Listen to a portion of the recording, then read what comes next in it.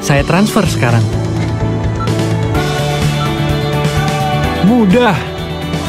Beyond by BSI, semua jadi mudah. Emang bisa top up saldo lanjut investasi?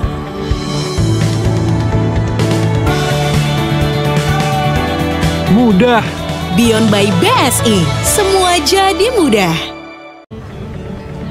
Bisa beli tiket wisata, sampai belanja juga. Mudah. Beyond by BSI, semua jadi mudah.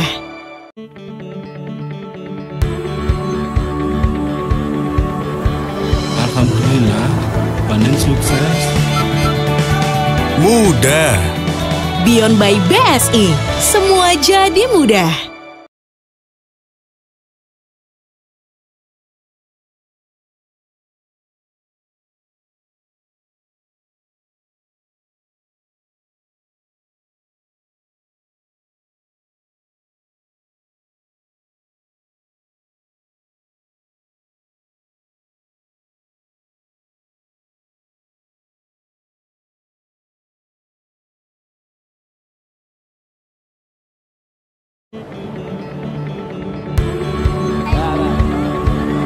Emang bisa berbagi, lanjut kasih beasiswa?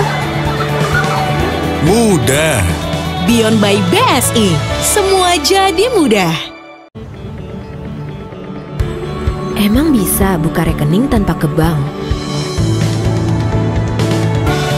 Mudah.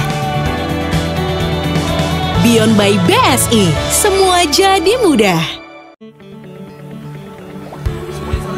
Bisa transfer? Bisa bayar online nggak?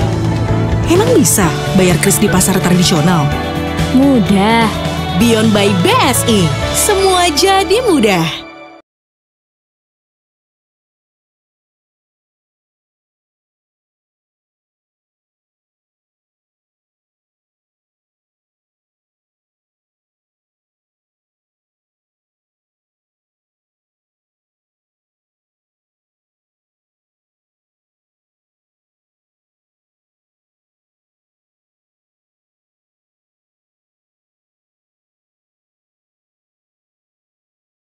Indonesia, negeri dengan kekayaan sumber daya alam, menyimpan potensi sumber daya emas yang besar. Sebuah potensi yang akan menambah daya saing nasional untuk mewujudkan transformasi ekonomi. Sejalan dengan semangat program Astacita pemerintah. Bangsa Indonesia yang punya cadangan emas ke-6 terbesar di dunia, untuk pertama kali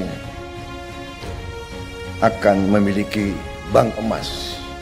Saya Prabowo Subianto, Presiden Republik Indonesia, dengan ini meresmikan layanan Bank Emas, Pegadaian dan Bank Syariah Indonesia untuk menjalankan program hilirisasi nasional demi mewujudkan perekonomian nasional yang mandiri dan berdaya.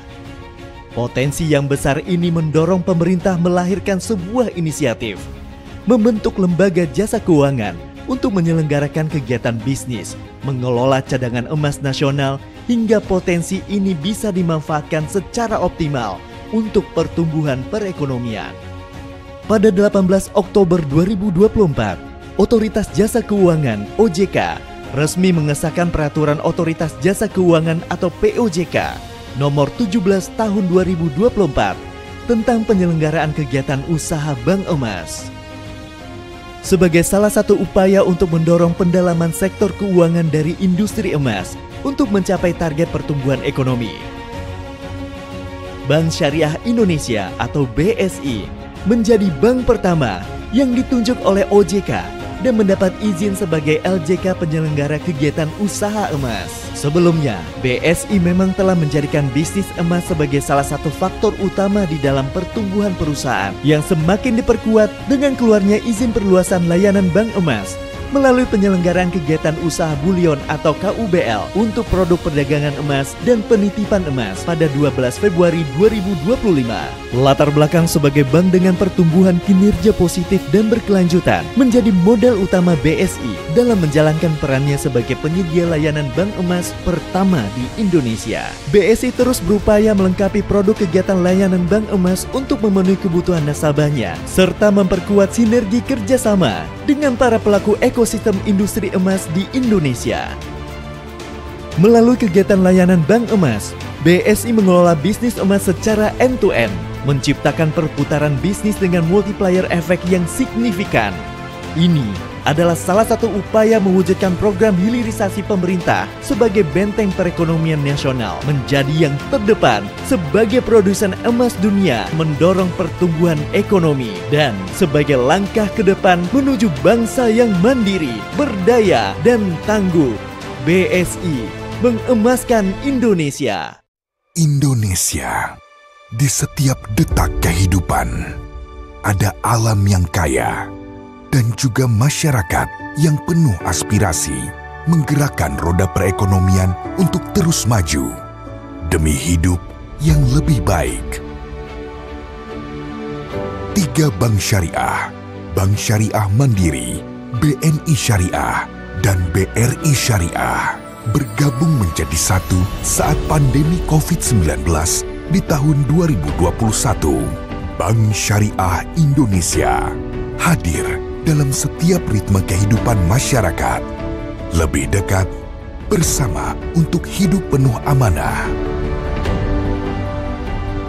Setiap langkah menjadi misi untuk memberikan layanan perbankan syariah terbaik di Indonesia. Menggapai misi menjadi Top 5 Global Islamic Bank. Terus berkomitmen membangun Islamic Ecosystem dan halal ecosystem terbesar secara regional. Memberi solusi keuangan bagi banyak orang. Menjadi pilar penting perekonomian bangsa. Mengembangkan perbankan syariah yang universal, modern, inklusif, dan terintegrasi dengan tata kelola yang profesional berdasarkan pilar environmental, social, dan governance yang berkelanjutan. Bank Syariah Indonesia hadir menjadi energi baru untuk memajukan ekonomi Indonesia. Dengan inovasi tiada henti, mewujudkan layanan perbankan yang efisien, lengkap, nyaman, dan terpercaya. Membawa transformasi digital untuk menjawab setiap perubahan. Inilah kami, PT Bank Syariah Indonesia Tbk, merajut asa, mewujudkan harapan dari pelosok negeri hingga ke mancanegara. Beyond Sharia Banking. Bank Syariah Indonesia. Emang bisa kerja di tengah laut, tapi ibadah diingetin? Alhamdulillah. Mudah. Beyond by BSI, semua jadi mudah.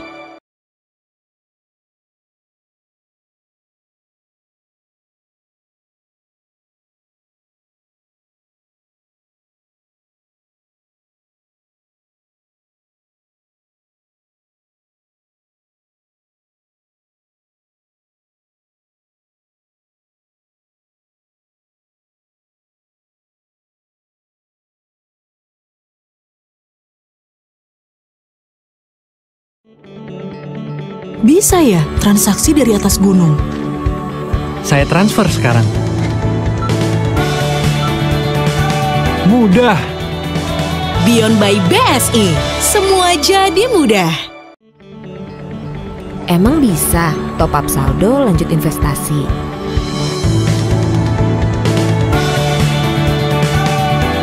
Mudah.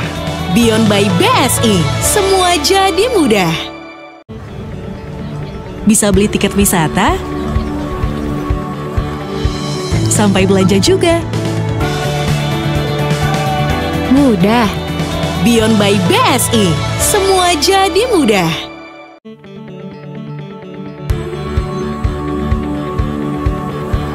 Alhamdulillah, panen sukses. Mudah. Beyond by BSI, semua jadi mudah.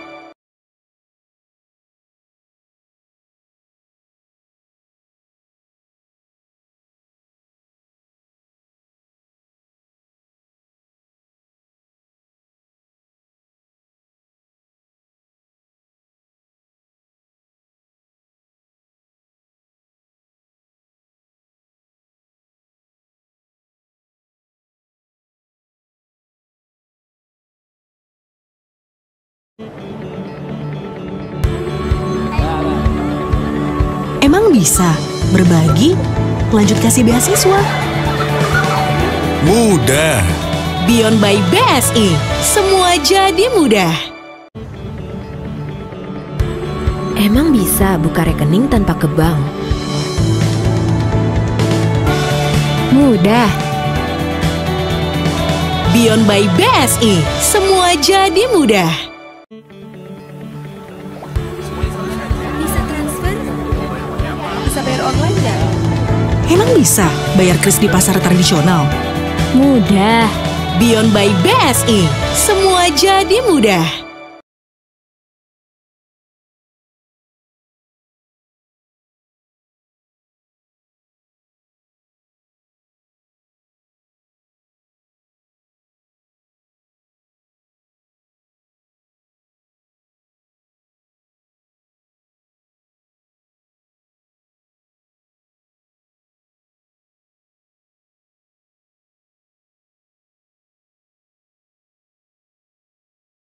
Indonesia, negeri dengan kekayaan sumber daya alam, menyimpan potensi sumber daya emas yang besar. Sebuah potensi yang akan menambah daya saing nasional untuk mewujudkan transformasi ekonomi. Sejalan dengan semangat program Astacita pemerintah. Bangsa Indonesia yang punya cadangan emas ke-6 terbesar di dunia, untuk pertama kali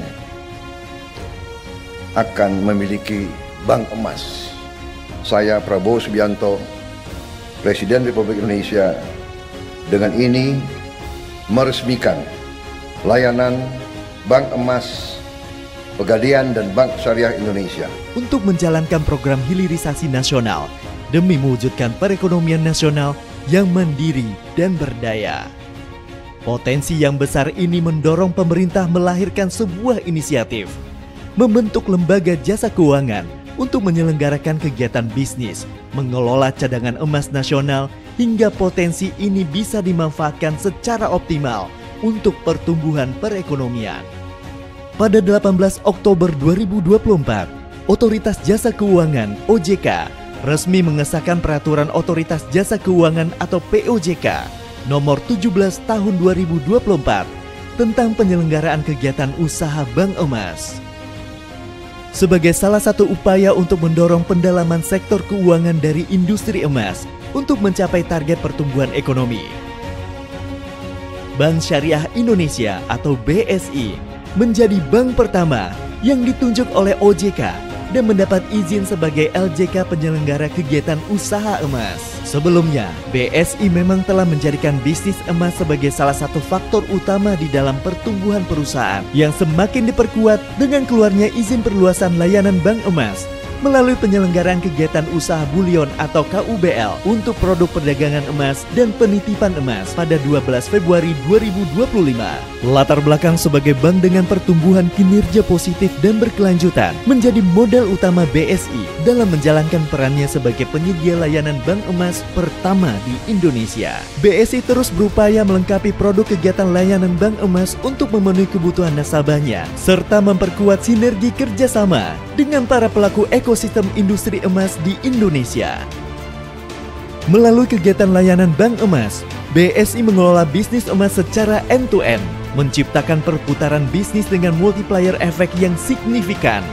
Ini adalah salah satu upaya mewujudkan program hilirisasi pemerintah sebagai benteng perekonomian nasional menjadi yang terdepan sebagai produsen emas dunia mendorong pertumbuhan ekonomi dan sebagai langkah ke depan menuju bangsa yang mandiri, berdaya, dan tangguh. BSI mengemaskan Indonesia. Indonesia, di setiap detak kehidupan, ada alam yang kaya dan juga masyarakat yang penuh aspirasi menggerakkan roda perekonomian untuk terus maju demi hidup yang lebih baik. 3 bank syariah, Bank Syariah Mandiri, BNI Syariah, dan BRI Syariah bergabung menjadi satu saat pandemi COVID-19 di tahun 2021. Bank Syariah Indonesia hadir dalam setiap ritme kehidupan masyarakat. Lebih dekat, bersama untuk hidup penuh amanah. Setiap langkah menjadi misi untuk memberikan layanan perbankan syariah terbaik di Indonesia. Menggapai misi menjadi Top 5 Global Islamic Bank. Terus berkomitmen membangun Islamic Ecosystem dan halal ecosystem terbesar secara regional. Memberi solusi keuangan bagi banyak orang. Menjadi pilar penting perekonomian bangsa. Mengembangkan perbankan syariah yang universal, modern, inklusif, dan terintegrasi dengan tata kelola yang profesional berdasarkan pilar environmental, social, dan governance yang berkelanjutan. Bank Syariah Indonesia hadir menjadi energi baru untuk memajukan ekonomi Indonesia. Dengan inovasi tiada henti, mewujudkan layanan perbankan yang efisien, lengkap, nyaman, dan terpercaya. Membawa transformasi digital untuk menjawab setiap perubahan. Inilah kami, PT Bank Syariah Indonesia Tbk, merajut asa, mewujudkan harapan dari pelosok negeri hingga ke mancanegara. Beyond Sharia Banking. Bank Syariah Indonesia. Emang bisa kerja di tengah laut, tapi ibadah diingetin? Alhamdulillah. Mudah. Beyond by BSI, semua jadi mudah.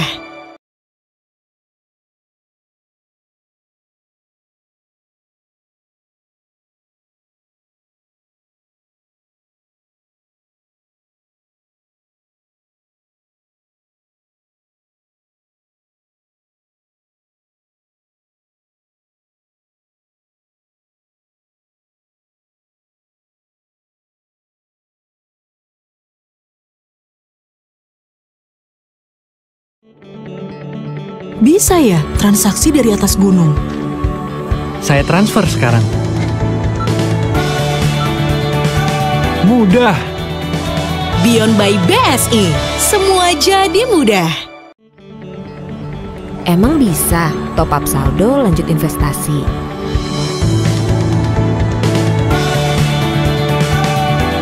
Mudah. Beyond by BSI, semua jadi mudah.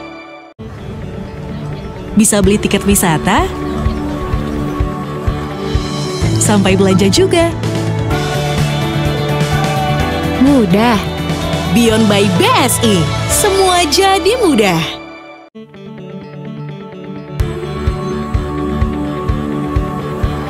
Alhamdulillah, panen sukses. Mudah. Beyond by BSI, semua jadi mudah.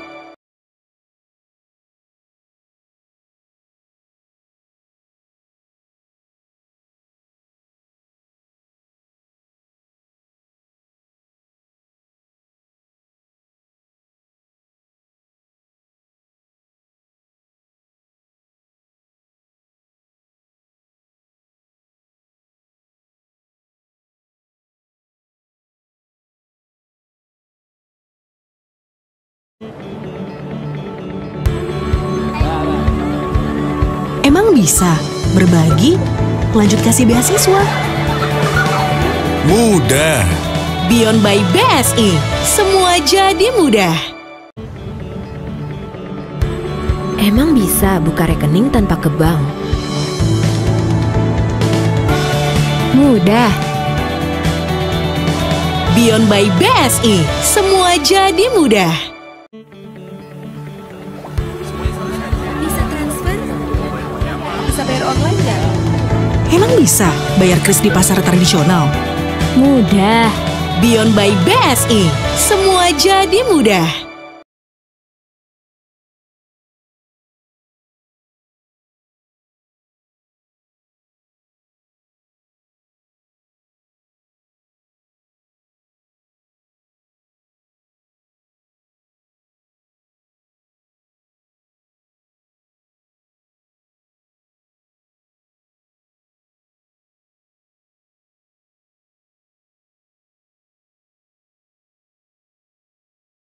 Indonesia, negeri dengan kekayaan sumber daya alam, menyimpan potensi sumber daya emas yang besar. Sebuah potensi yang akan menambah daya saing nasional untuk mewujudkan transformasi ekonomi. Sejalan dengan semangat program Astacita pemerintah. Bangsa Indonesia yang punya cadangan emas ke-6 terbesar di dunia, untuk pertama kali akan memiliki bank emas. Saya Prabowo Subianto, Presiden Republik Indonesia, dengan ini meresmikan layanan Bank Emas, Pegadaian dan Bank Syariah Indonesia untuk menjalankan program hilirisasi nasional demi mewujudkan perekonomian nasional yang mandiri dan berdaya.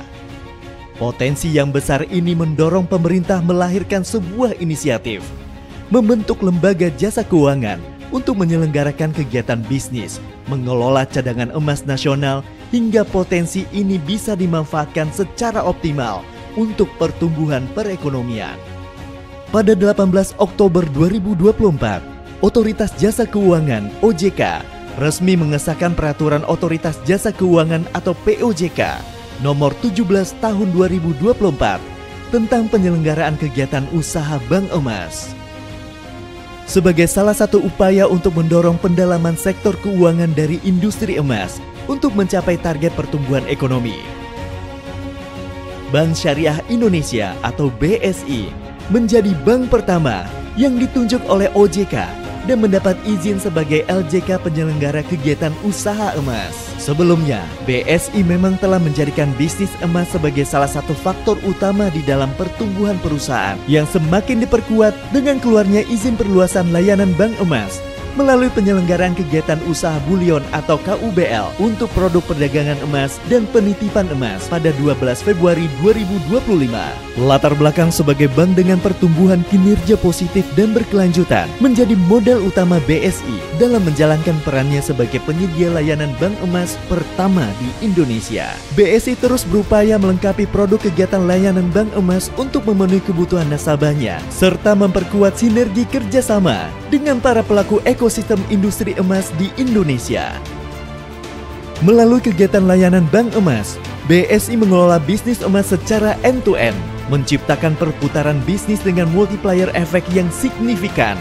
Ini adalah salah satu upaya mewujudkan program hilirisasi pemerintah sebagai benteng perekonomian nasional menjadi yang terdepan sebagai produsen emas dunia, mendorong pertumbuhan ekonomi, dan sebagai langkah ke depan menuju bangsa yang mandiri, berdaya, dan tangguh.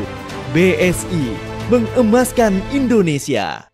Indonesia, di setiap detak kehidupan ada alam yang kaya dan juga masyarakat yang penuh aspirasi menggerakkan roda perekonomian untuk terus maju demi hidup yang lebih baik.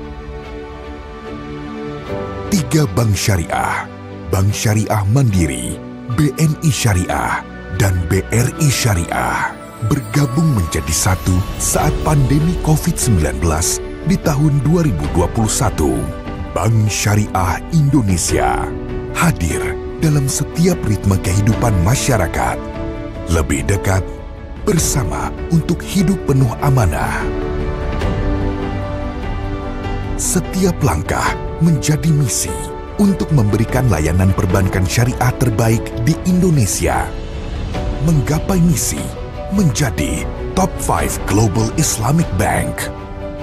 Terus berkomitmen membangun Islamic Ecosystem dan halal ecosystem terbesar secara regional. Memberi solusi keuangan bagi banyak orang. Menjadi pilar penting perekonomian bangsa. Mengembangkan perbankan syariah yang universal, modern, inklusif, dan terintegrasi dengan tata kelola yang profesional berdasarkan pilar environmental, social, dan governance yang berkelanjutan. Bank Syariah Indonesia hadir menjadi energi baru untuk memajukan ekonomi Indonesia. Dengan inovasi tiada henti, mewujudkan layanan perbankan yang efisien, lengkap, nyaman, dan terpercaya. Membawa transformasi digital untuk menjawab setiap perubahan. Inilah kami, PT Bank Syariah Indonesia Tbk, merajut asa, mewujudkan harapan dari pelosok negeri hingga ke mancanegara. Beyond Sharia Banking. Bank Syariah Indonesia. Emang bisa kerja di tengah laut, tapi ibadah diingetin? Alhamdulillah. Mudah. Beyond by BSI, semua jadi mudah.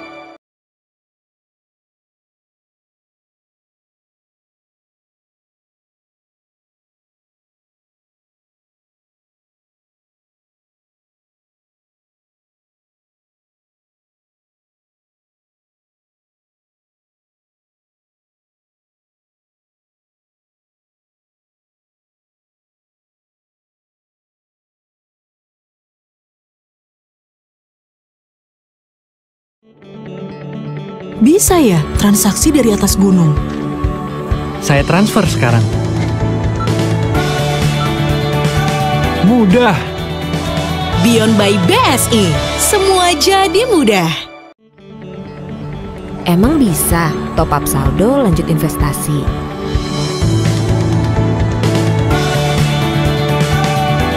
Mudah. Beyond by BSI, semua jadi mudah. Bisa beli tiket wisata, sampai belanja juga.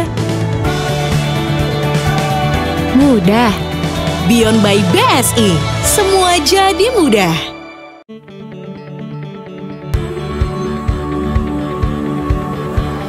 Alhamdulillah, panen sukses. Mudah. Beyond by BSI, semua jadi mudah.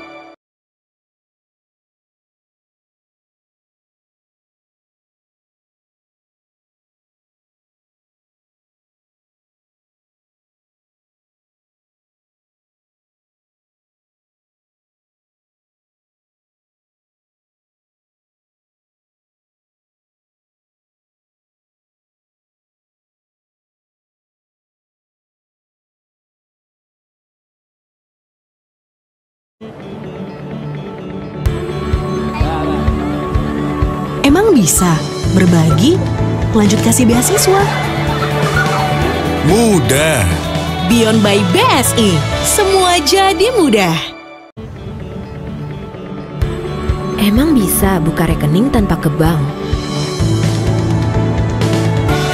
Mudah. Beyond by BSI, semua jadi mudah. Bisa transfer? Bisa bayar online nggak? Emang bisa bayar kris di pasar tradisional? Mudah. Beyond by BSI, semua jadi mudah.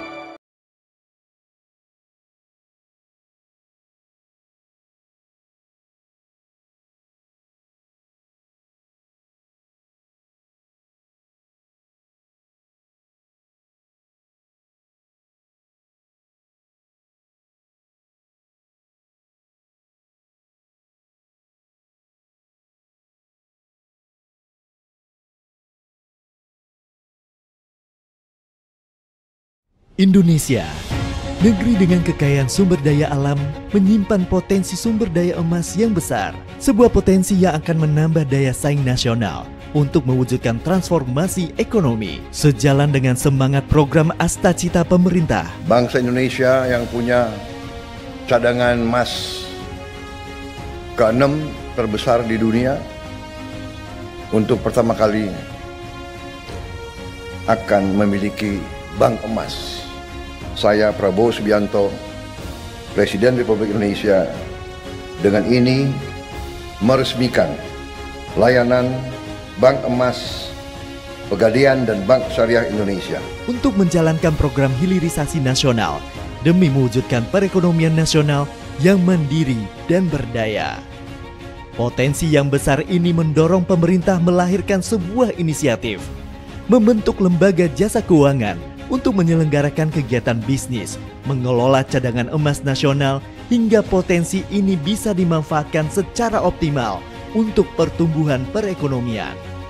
Pada 18 Oktober 2024, Otoritas Jasa Keuangan (OJK) resmi mengesahkan Peraturan Otoritas Jasa Keuangan atau POJK Nomor 17 Tahun 2024 tentang penyelenggaraan kegiatan usaha bank emas.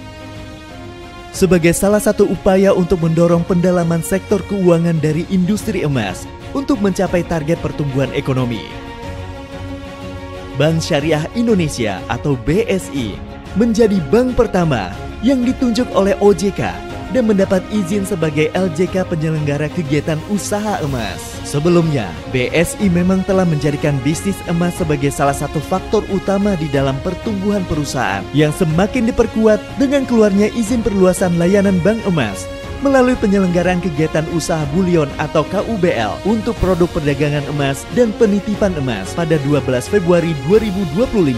Latar belakang sebagai bank dengan pertumbuhan kinerja positif dan berkelanjutan menjadi modal utama BSI dalam menjalankan perannya sebagai penyedia layanan bank emas pertama di Indonesia. BSI terus berupaya melengkapi produk kegiatan layanan bank emas untuk memenuhi kebutuhan nasabahnya serta memperkuat sinergi kerjasama dengan para pelaku ekosistem industri emas di Indonesia. Melalui kegiatan layanan bank emas, BSI mengelola bisnis emas secara end-to-end, menciptakan perputaran bisnis dengan multiplier efek yang signifikan. Ini adalah salah satu upaya mewujudkan program hilirisasi pemerintah sebagai benteng perekonomian nasional menjadi yang terdepan sebagai produsen emas dunia, mendorong pertumbuhan ekonomi, dan sebagai langkah ke depan menuju bangsa yang mandiri, berdaya, dan tangguh. BSI mengemaskan Indonesia. Indonesia, di setiap detak kehidupan ada alam yang kaya dan juga masyarakat yang penuh aspirasi menggerakkan roda perekonomian untuk terus maju demi hidup yang lebih baik.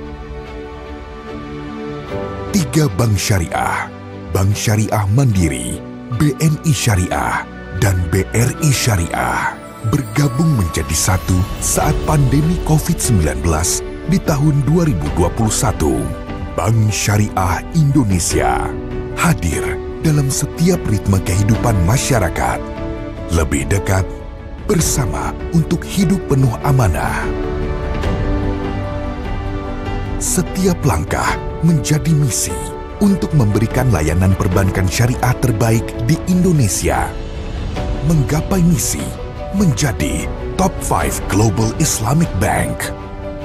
Terus berkomitmen membangun Islamic Ecosystem dan halal ecosystem terbesar secara regional. Memberi solusi keuangan bagi banyak orang.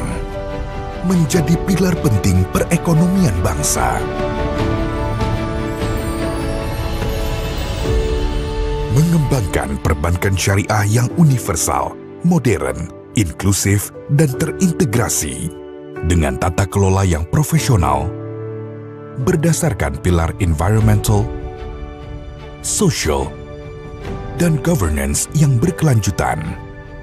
Bank Syariah Indonesia hadir menjadi energi baru untuk memajukan ekonomi Indonesia. Dengan inovasi tiada henti, mewujudkan layanan perbankan yang efisien, lengkap, nyaman, dan terpercaya. Membawa transformasi digital untuk menjawab setiap perubahan. Inilah kami, PT Bank Syariah Indonesia Tbk, merajut asa, mewujudkan harapan dari pelosok negeri hingga ke mancanegara. Beyond Sharia Banking. Bank Syariah Indonesia. Emang bisa kerja di tengah laut, tapi ibadah diingetin? Alhamdulillah. Mudah. Beyond by BSI, semua jadi mudah.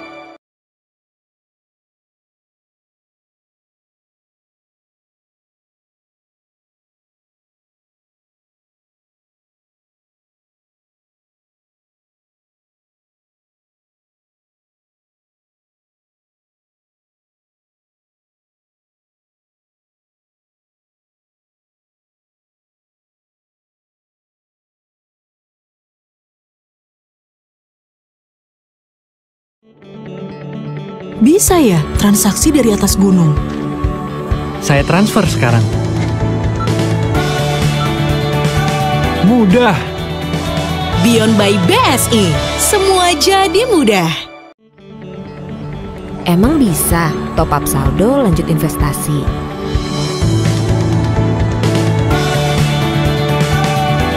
Mudah. Beyond by BSI, semua jadi mudah. Bisa beli tiket wisata, sampai belanja juga. Mudah. Beyond by BSI, semua jadi mudah.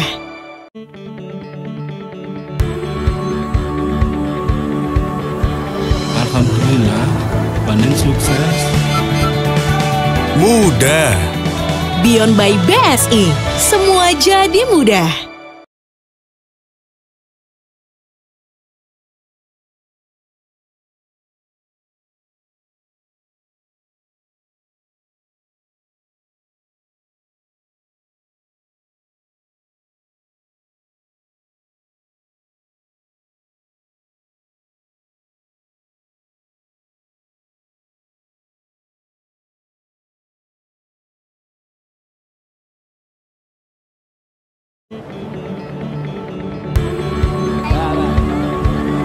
Emang bisa berbagi, lanjut kasih beasiswa?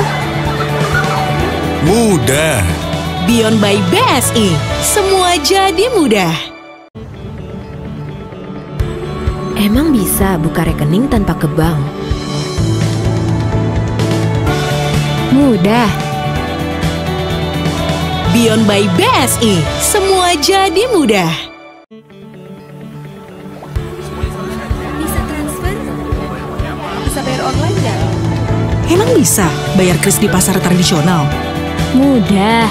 Beyond by BSI, semua jadi mudah.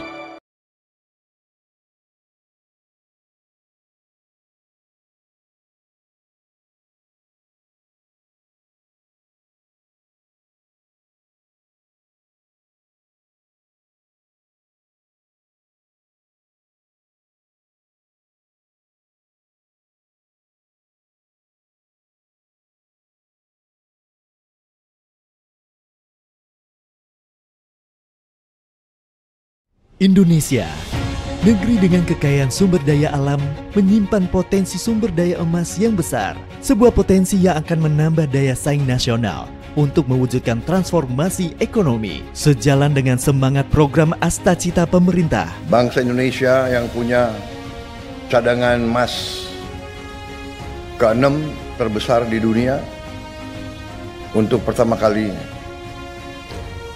akan memiliki bank emas. Saya Prabowo Subianto, Presiden Republik Indonesia, dengan ini meresmikan layanan Bank Emas, Pegadaian dan Bank Syariah Indonesia untuk menjalankan program hilirisasi nasional demi mewujudkan perekonomian nasional yang mandiri dan berdaya. Potensi yang besar ini mendorong pemerintah melahirkan sebuah inisiatif, membentuk lembaga jasa keuangan untuk menyelenggarakan kegiatan bisnis, mengelola cadangan emas nasional, hingga potensi ini bisa dimanfaatkan secara optimal untuk pertumbuhan perekonomian. Pada 18 Oktober 2024, Otoritas Jasa Keuangan (OJK) resmi mengesahkan Peraturan Otoritas Jasa Keuangan atau POJK Nomor 17 Tahun 2024 tentang penyelenggaraan kegiatan usaha bank emas. Sebagai salah satu upaya untuk mendorong pendalaman sektor keuangan dari industri emas untuk mencapai target pertumbuhan ekonomi, Bank Syariah Indonesia atau BSI menjadi bank pertama yang ditunjuk oleh OJK dan mendapat izin sebagai LJK penyelenggara kegiatan usaha emas. Sebelumnya, BSI memang telah menjadikan bisnis emas sebagai salah satu faktor utama di dalam pertumbuhan perusahaan yang semakin diperkuat dengan keluarnya izin perluasan layanan bank emas melalui penyelenggaraan kegiatan usaha bulion atau KUBL untuk produk perdagangan emas dan penitipan emas pada 12 Februari 2025. Latar belakang sebagai bank dengan pertumbuhan kinerja positif dan berkelanjutan menjadi modal utama BSI dalam menjalankan perannya sebagai penyedia layanan bank emas pertama di Indonesia. BSI terus berupaya melengkapi produk kegiatan layanan bank emas untuk memenuhi kebutuhan nasabahnya serta memperkuat sinergi kerjasama dengan para pelaku ekosistem industri emas di Indonesia. Melalui kegiatan layanan bank emas, BSI mengelola bisnis emas secara end-to-end, menciptakan perputaran bisnis dengan multiplier efek yang signifikan. Ini adalah salah satu upaya mewujudkan program hilirisasi pemerintah sebagai benteng perekonomian nasional menjadi yang terdepan sebagai produsen emas dunia mendorong pertumbuhan ekonomi dan sebagai langkah ke depan menuju bangsa yang mandiri, berdaya, dan tangguh. BSI mengemaskan Indonesia. Indonesia, di setiap detak kehidupan ada alam yang kaya dan juga masyarakat yang penuh aspirasi menggerakkan roda perekonomian untuk terus maju demi hidup yang lebih baik. 3 bank syariah, Bank Syariah Mandiri, BNI Syariah, dan BRI Syariah bergabung menjadi satu saat pandemi COVID-19 di tahun 2021. Bank Syariah Indonesia hadir dalam setiap ritme kehidupan masyarakat, lebih dekat bersama untuk hidup penuh amanah. Setiap langkah menjadi misi untuk memberikan layanan perbankan syariah terbaik di Indonesia. Menggapai misi menjadi Top 5 Global Islamic Bank. Terus berkomitmen membangun Islamic Ecosystem dan halal ecosystem terbesar secara regional. Memberi solusi keuangan bagi banyak orang. Menjadi pilar penting perekonomian bangsa. Mengembangkan perbankan syariah yang universal, modern, inklusif, dan terintegrasi dengan tata kelola yang profesional berdasarkan pilar environmental, social, dan governance yang berkelanjutan. Bank Syariah Indonesia hadir menjadi energi baru untuk memajukan ekonomi Indonesia. Dengan inovasi tiada henti, mewujudkan layanan perbankan yang efisien, lengkap, nyaman, dan terpercaya.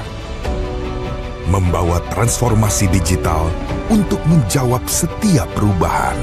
Inilah kami, PT Bank Syariah Indonesia Tbk, merajut asa, mewujudkan harapan dari pelosok negeri hingga ke mancanegara.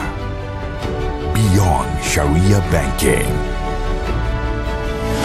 Bank Syariah Indonesia. Emang bisa kerja di tengah laut, tapi ibadah diingetin? Alhamdulillah. Mudah. Beyond by BSI, semua jadi mudah.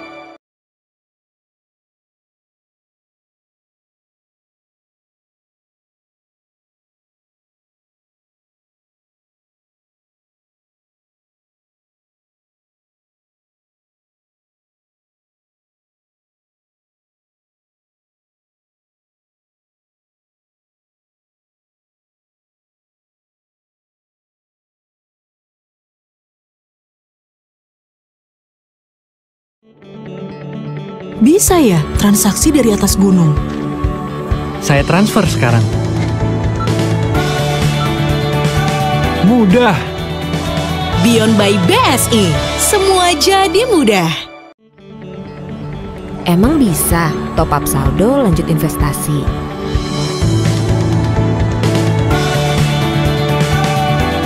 Mudah. Beyond by BSI, semua jadi mudah. Bisa beli tiket wisata, sampai belanja juga. Mudah. Beyond by BSI, semua jadi mudah.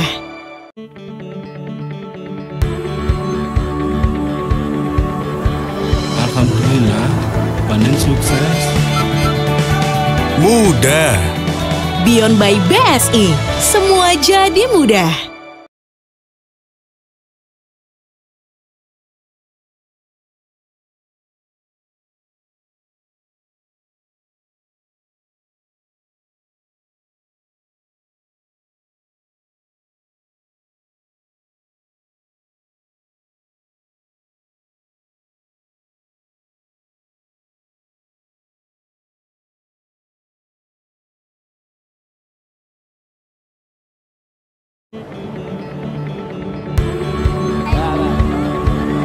Emang bisa berbagi, lanjut kasih beasiswa? Mudah. Beyond by BSI, semua jadi mudah. Emang bisa buka rekening tanpa ke bank? Mudah. Beyond by BSI, semua jadi mudah. Bisa transfer? Bisa bayar online nggak? Emang bisa bayar kris di pasar tradisional? Mudah. Beyond by BSI, semua jadi mudah.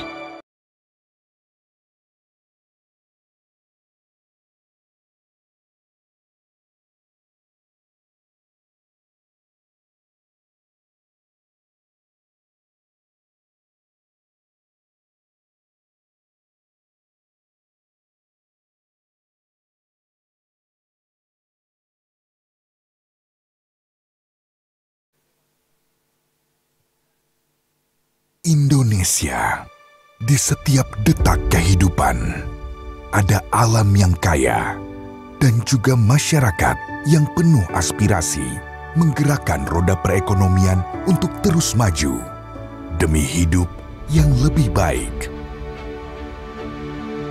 3 bank syariah, Bank Syariah Mandiri, BNI Syariah, dan BRI Syariah bergabung menjadi satu saat pandemi COVID-19 di tahun 2021.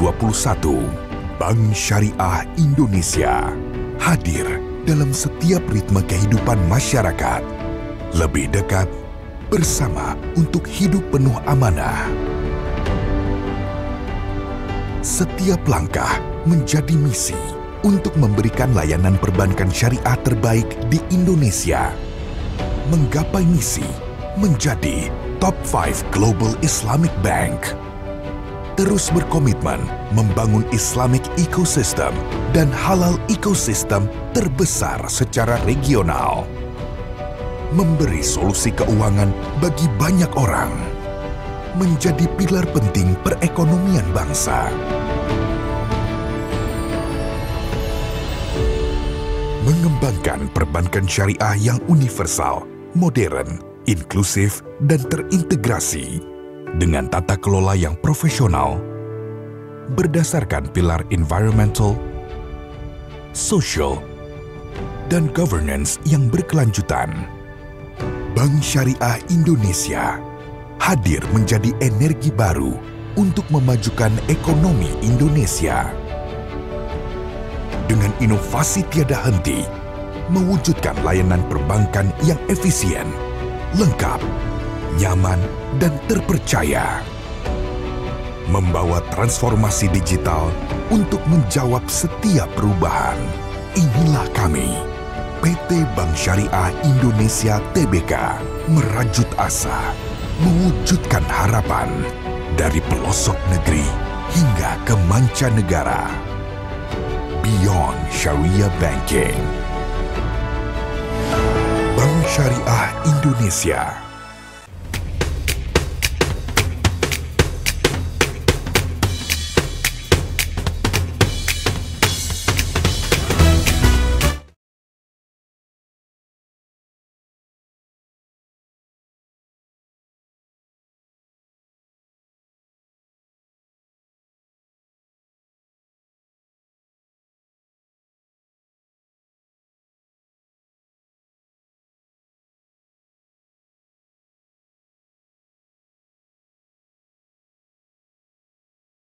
Indonesia, negeri dengan kekayaan sumber daya alam, menyimpan potensi sumber daya emas yang besar. Sebuah potensi yang akan menambah daya saing nasional untuk mewujudkan transformasi ekonomi. Sejalan dengan semangat program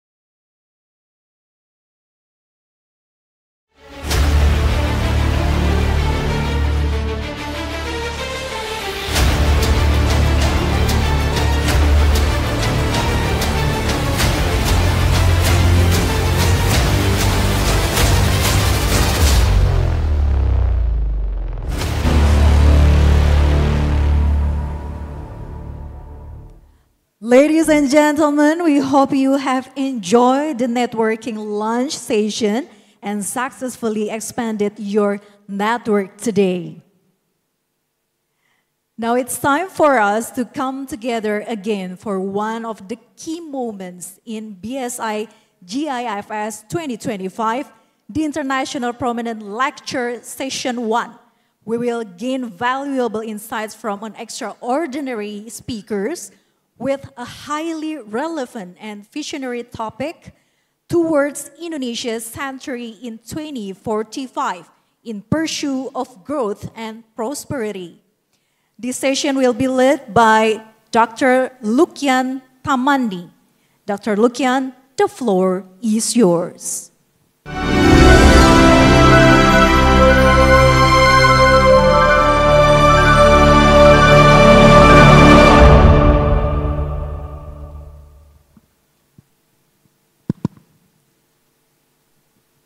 Bismillahirrahmanirrahim. Assalamualaikum warahmatullahi wabarakatuh. I would like to invite Prof. Ian Goldin to the stage, please.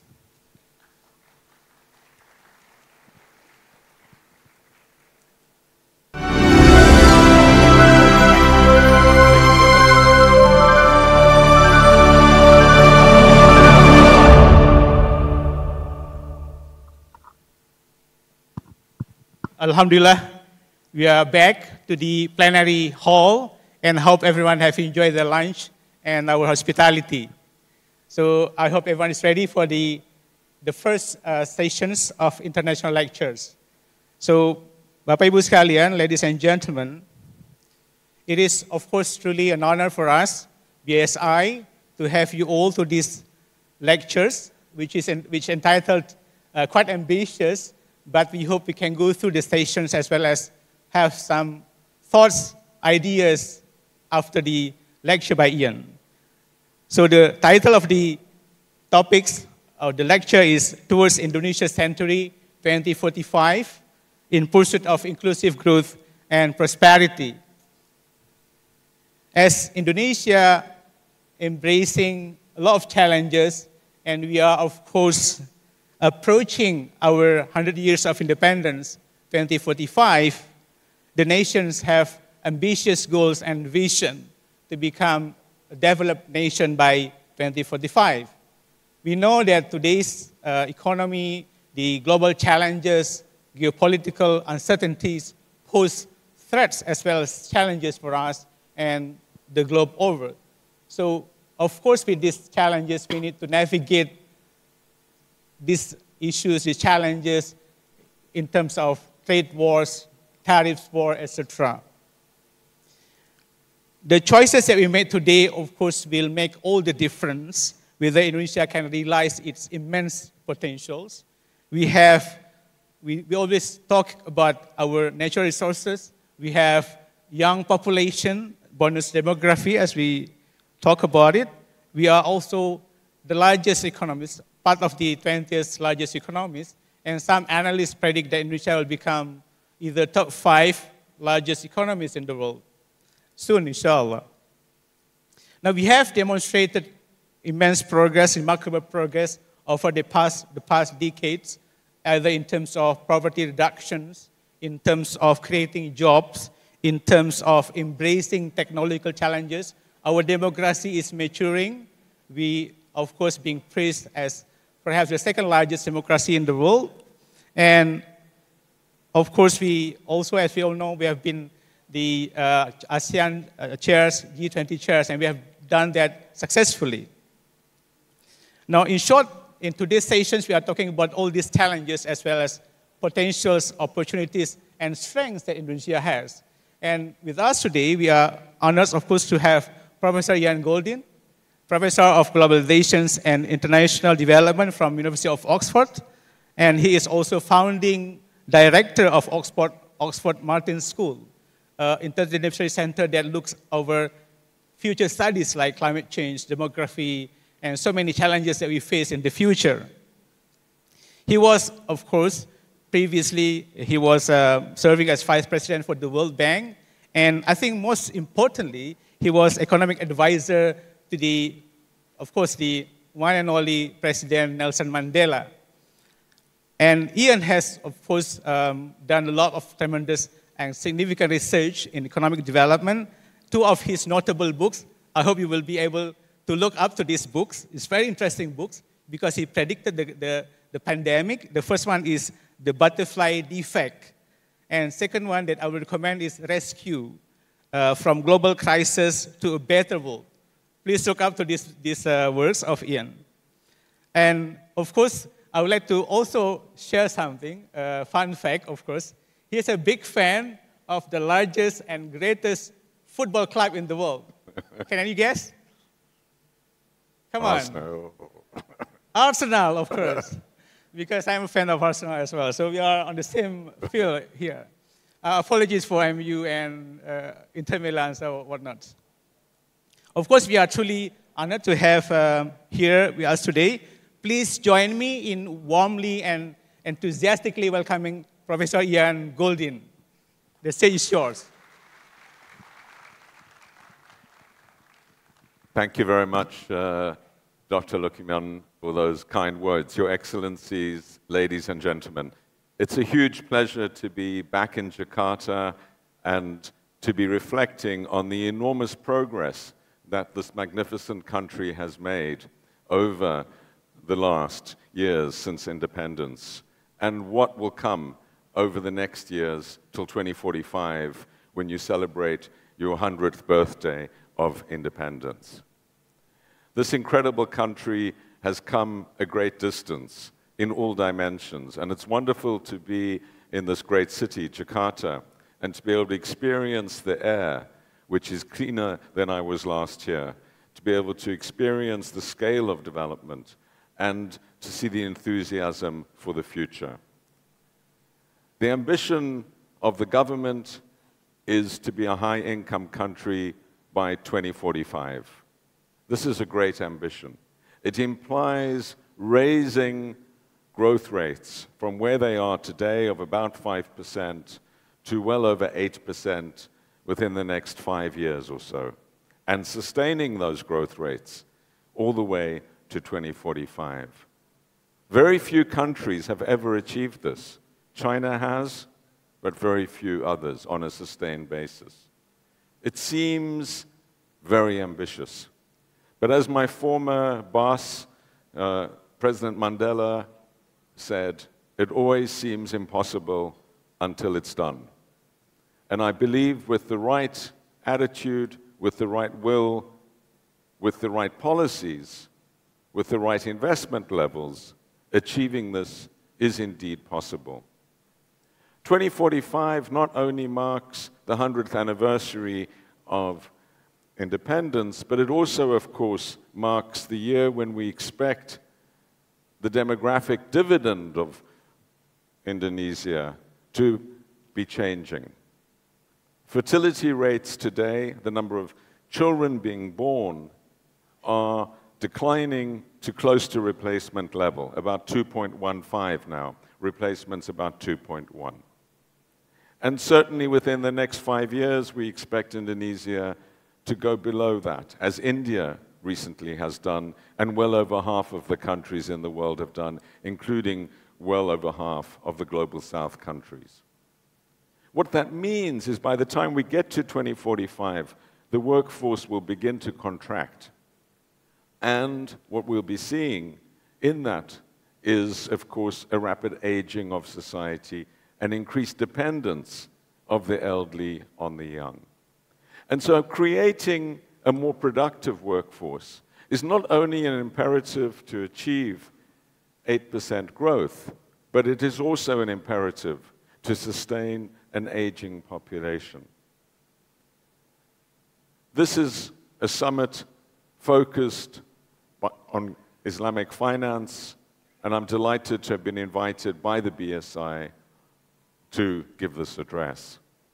Islamic finance is a vital component of this transition to a high-income country, of achieving higher growth, because it is about inclusiveness. It's about social cohesion. It's about the ethics that underpin finance, ensuring that they create a fair, equitable, diverse, and inclusive society, where all members of society are embraced, where all members of society are able to realize their full potential. And that is absolutely essential. Because without realizing the full potential of all members of society, there is no way that Indonesia is going to achieve 8% growth and become a high-income country. It depends on all Indonesians. It depends on all Indonesians wherever they live and however poor they are today. It depends on an Islamic finance principle which is embracing, both by government and by the private sector, that private investment reaches out to create the small businesses which will create the jobs, the incomes, and the ideas which are essential to achieve 8% growth. This does not happen by accident. It only happens by careful planning, by design, and by setting out principles which allow one to achieve these ends. A continuation of business as usual is not going to achieve 8% growth in Indonesia.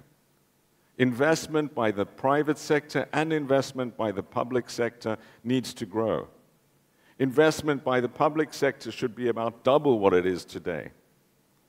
And investment by the private sector also needs to increase dramatically to achieve high income status and 8% growth.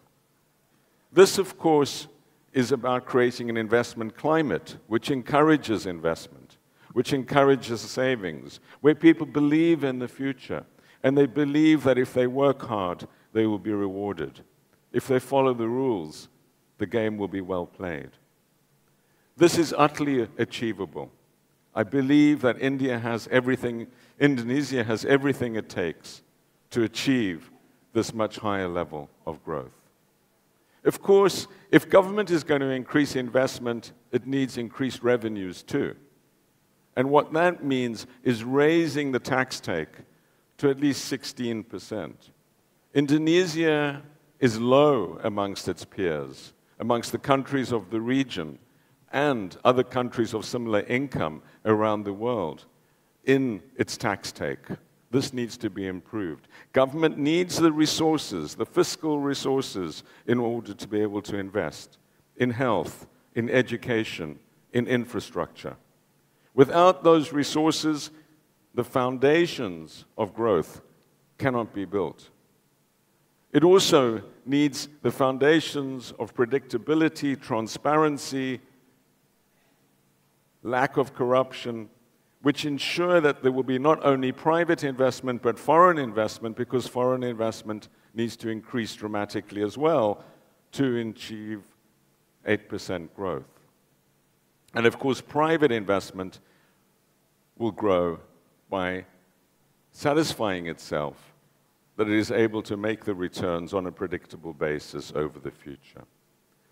All of this can come together in a virtuous circle through stimulating demand, through stimulating, through the fiscal means, through the government means, the ability of people to share in the services of health, education, and others. Of course, if after stimulating the economy there is not the supply response, then one can get an overheating of the economy. One can find that it's inflationary. One can find that the stimulation does not lead to increased supply, to increased growth, to increased output, but rather leads to higher prices, to more backlogs and tensions and imbalances. And so equally vital to stimulation is structural reform, is the reforming to ensure that the market is able to play its role and that we prepare ourselves for the future. Raising productivity growth is at the heart of this. The amount that people produce, the value of what they produce. And that comes through the investments in health, education, infrastructure, and other areas. The research and development, which is at the heart of innovation and progress. There's much that has been achieved, and there's much more that can be achieved. And this path, as it grows, will get difficult. As countries get richer, a growing share of the economy moves out of agriculture and manufacturing into services, and particularly into what economists call non-tradable services. That's medical services, education services, hospitality services, and others where the input of individuals into these services becomes increasingly important. And so educated and skilled individuals become more and more important the higher up the value chain one goes in economic growth.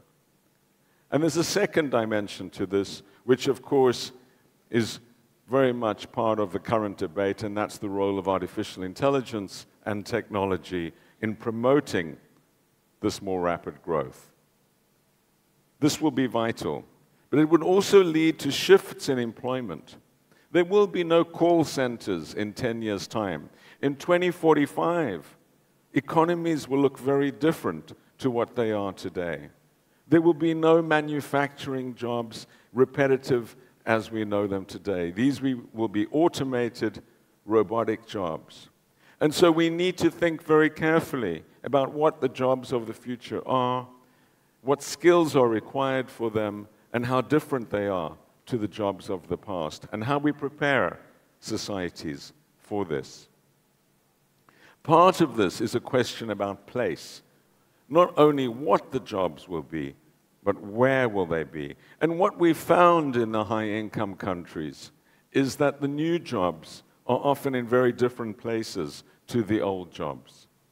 The old jobs of agriculture, the old jobs in places which were rooted by the manufacturing revolution and by the land, by raw materials or minerals. The new jobs often are in dynamic cities. And these dynamic cities become the hubs, the hives of the pollination of ideas which give you higher growth going into the future. But it raises difficult questions about inequalities between places, where some places become more dynamic than others, and how one gets to these new places, and how housing is affordable in the new places, how transport is rapid and affordable to the new places, becomes more and more central to the questions of society as you approach high-income status. And this will be accelerated by the technological revolution that we are living through. It will be accelerated because all the evidence is that it's concentrating jobs in fewer places.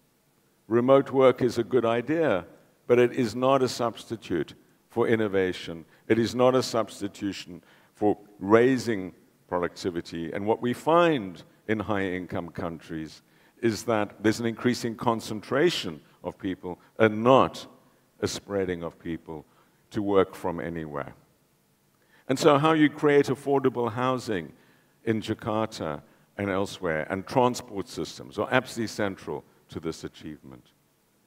Indonesia is not, of course, simply 7,000 islands. It's part of a global, complex, and dynamic system, which is becoming increasingly complex and more dynamic every second. What happens elsewhere matters here, and what happens here matters everywhere.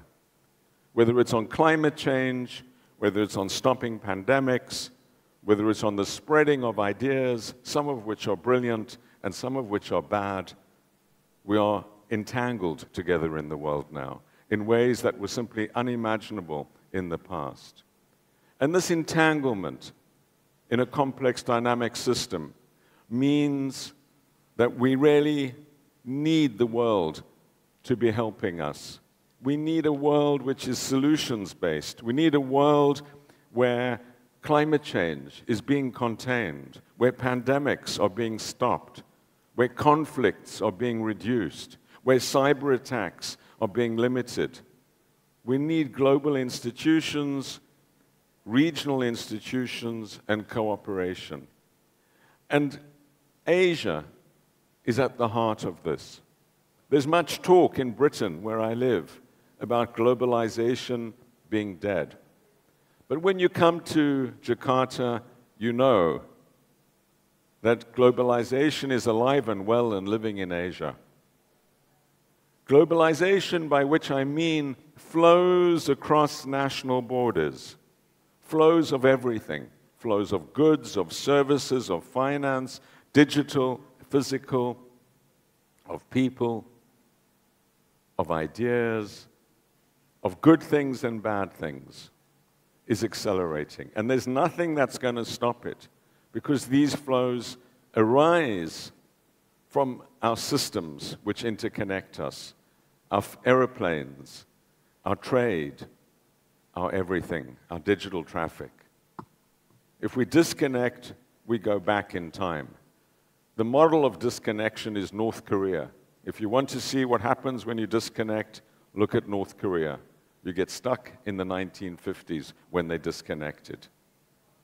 And so we need to be connected, but the question is, how do we connect? How do we harvest the benefits of these flows and mitigate the negative impacts? How do we ensure that globalization is a force for good, that we maximize the goods, minimize the bads, and stop the ugly elements? And there are many of each of these.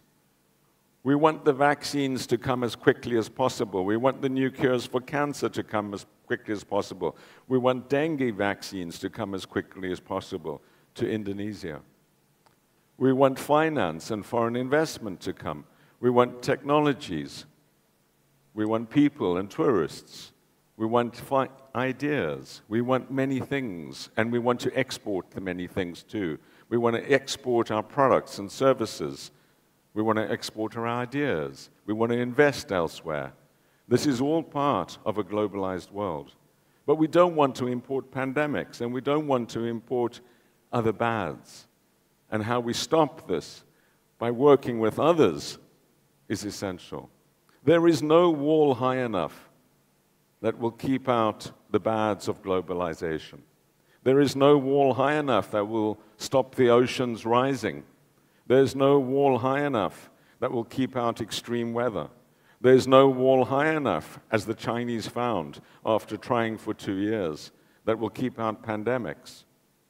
But what high walls do is they keep out the goods, the services, the investment, the people, the technologies, the ideas, and most of all, the will to cooperate that we so desperately need in order to manage these negative aspects of globalization.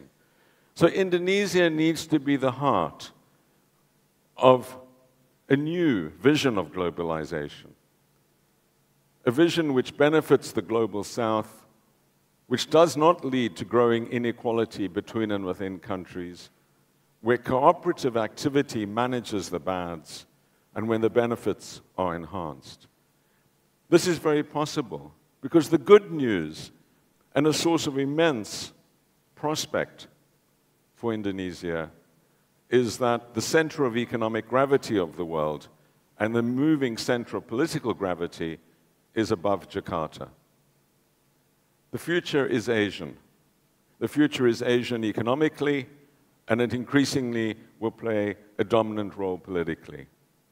And so how Indonesia captures this moment and how Indonesia is able to harness the benefits of being at the heart of the future is of absolute vital importance. Working with others across the region to create a more harmonious and peaceful world. And of course, at the heart of principles of Islamic finance is precisely that. The idea of harmony, the idea of peace, the idea of inclusiveness and diversity, the idea of social good being the purpose of finance.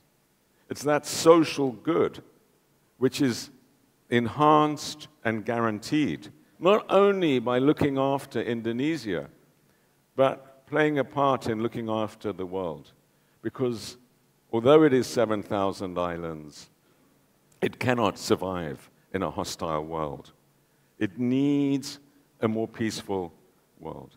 What is happening at the moment in terms of the escalation of tariffs from the US, called reciprocal but actually unilateral actions by the US, is a stab at the heart of globalization and of the trade system. And of course, it's accompanied by many other dimensions of this: withdrawal from the World Health Organization, the stymieing of reforms in the World Trade Organization, withdrawal from the Paris Agreement on climate change, and the undermining of many of the UN institutions and others, as well as of allies and principles of cooperation embedded in NATO and other organizations.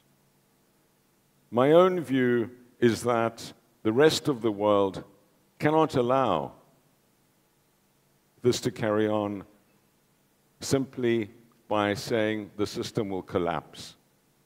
The rest of the world, which is 80% of the world economy and 90% of the world's population, needs to get on with it. It needs to ensure that it continues to work together to harvest the great benefits of globalization. Although it has brought many dangers, nothing in history compares to the speed of progress which we've seen over the last 35 years, since the Berlin Wall came down, since the Uruguay round of trade negotiations, since the improvement in flows around the world, and of course the opening up of China, as well as critically in 1990, the development of the World Wide Web. More people have escaped poverty more quickly than at any time in history. More people have got rights. There's been more gender equity advances. There have been more rights in other dimensions. More people have graduated from high school and from university at a faster rate than any time in history. And that's why I believe in globalization, because it brings prospects of progress. But I am also fearful of globalization, what I call the butterfly defect of globalization, the impact of complex dynamic systems on all our lives. Named after Lorentz, the physicist's observation that when a butterfly flaps its wings over the Amazon, it can cause a tornado over Texas. Complex dynamic systems. That was atmospheric systems, but it applies in all domains. And that's the reason I predicted the pandemic, because if you spoke to public health experts, they tell you more animals with more people in more unsanitary places, near more super spreading things like airports and train stations means more probability of pandemic. And today, the risk is greater than it was in 2019 because the World Health Organization, along with other institutions like the CDC, Center for Disease Control in the US, are being undermined. And so as we think about the future and achieving the goal of a high-income country in 2045 in Indonesia, we need to be aware that these risks can set one off course. They can knock you off the rails, like COVID-19 did, like the financial crisis of 2007-9 did. These crises can derail the best plans. And so stopping risk and crises from that becomes as important as all the plans for achieving one's goals, being aware of the risks and being resilient against them. And that resilience comes in many dimensions. But first and foremost, it comes through working with other countries to manage these risks. It comes through having an educated workforce that understands the risks and a population that understands them. And it comes increasingly from ensuring that people have the means to withstand risk, the savings, are able to move if they have to, are able to survive because they have some savings, they have some ability to buy food, to survive a drought. The greatest threat to poor people is risk, extremes, famines, floods, and other risks.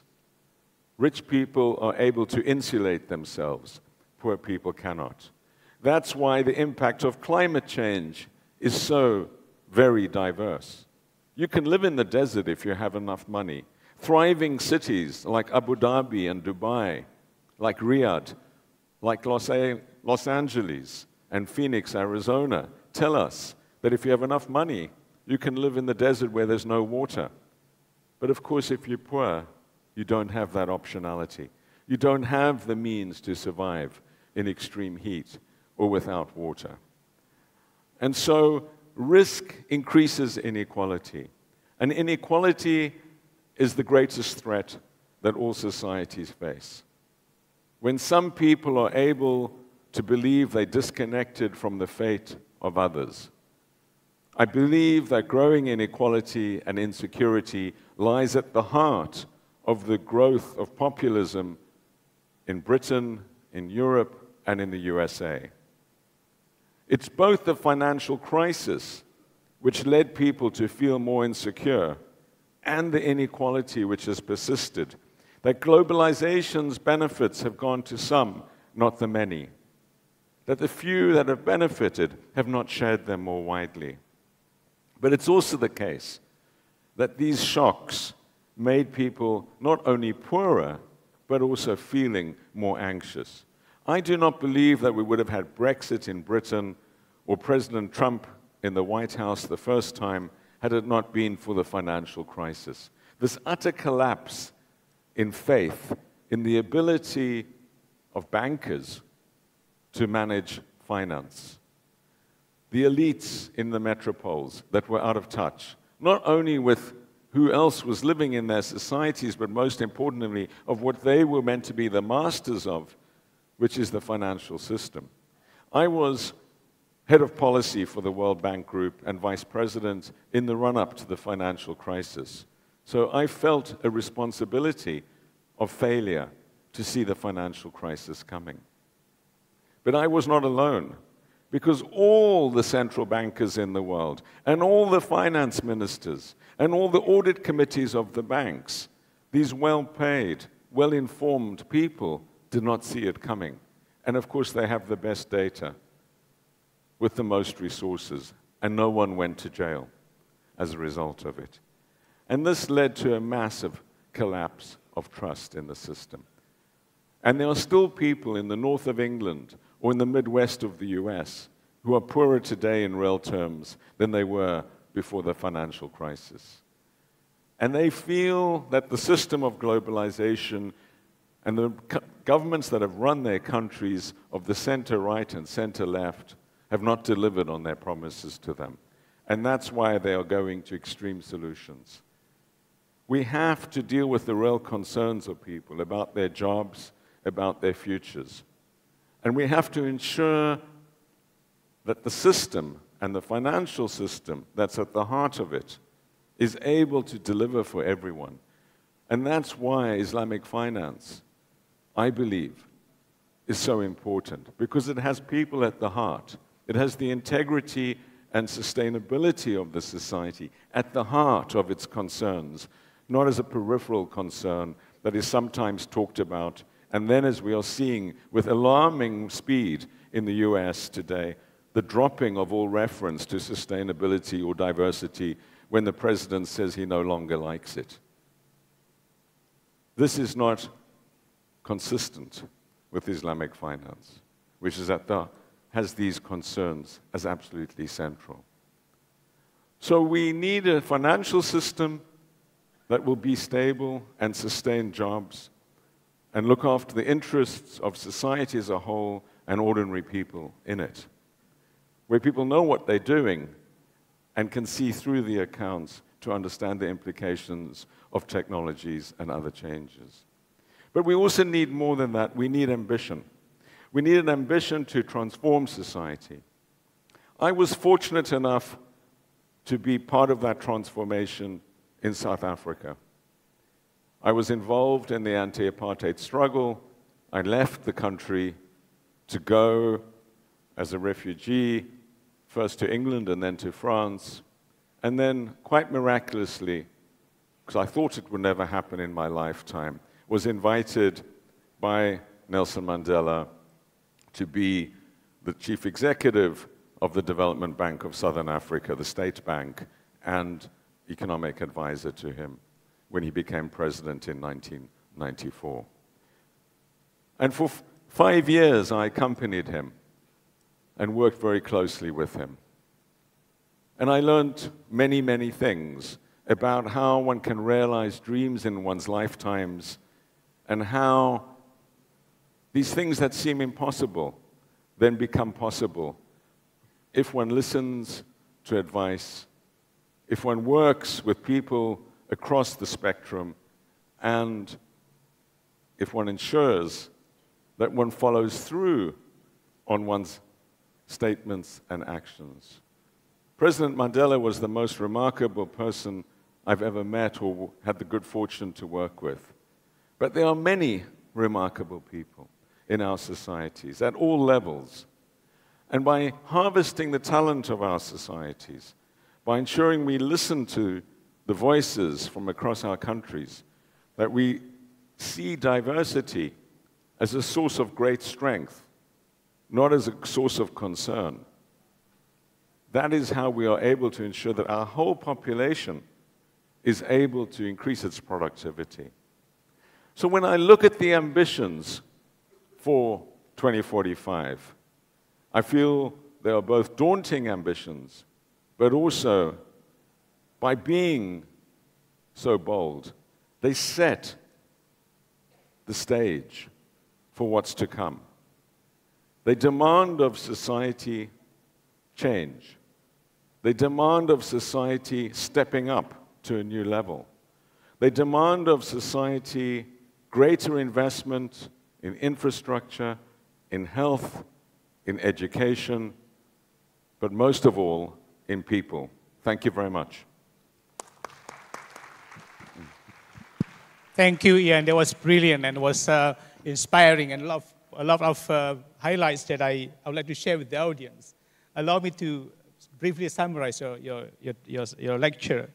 Ibu sekalian, saya pikir Ian telah menyampaikan banyak sekali hal, pathway, roadmap, sekaligus tantangan yang dihadapi oleh Indonesia. Izinkan saya membacakan beberapa poin yang disampaikan oleh Ian Goldin tadi. Yang pertama, ketika kita menjadi negara maju ada beberapa tantangan struktural yang harus dihadapi. Yang pertama, yang dulunya kita punya old jobs akan berubah menjadi new jobs. Baik yang dulu kalau old jobs mungkin agree-based, sementara kalau new jobs berbasis layanan, jasa, services, manufaktur, dan seterusnya. Namun ada dampak yang kita harus waspadai. Yang pertama adalah kesenjangan, ada proses transformasi, dan ada banyak tantangan karena kita masuk ke urbanisasi yang sangat tinggi, akan ada masalah perumahan, transportasi, dampak lingkungan, dan seterusnya. Kemudian secara tantangan kita akan berhadapan dengan banyak sekali tantangan global. Yang terjadi di luar akan langsung masuk ke Indonesia tanpa filter, langsung kita rasakan. Tetapi ada kelebihannya global sekarang ini, peta global. Sentral pertumbuhan, kebanyakan teknologi, services, perbankan adalah di Asia. Dan kita berada di tengah-tengah regional yang sedang sangat dinamik perkembangannya.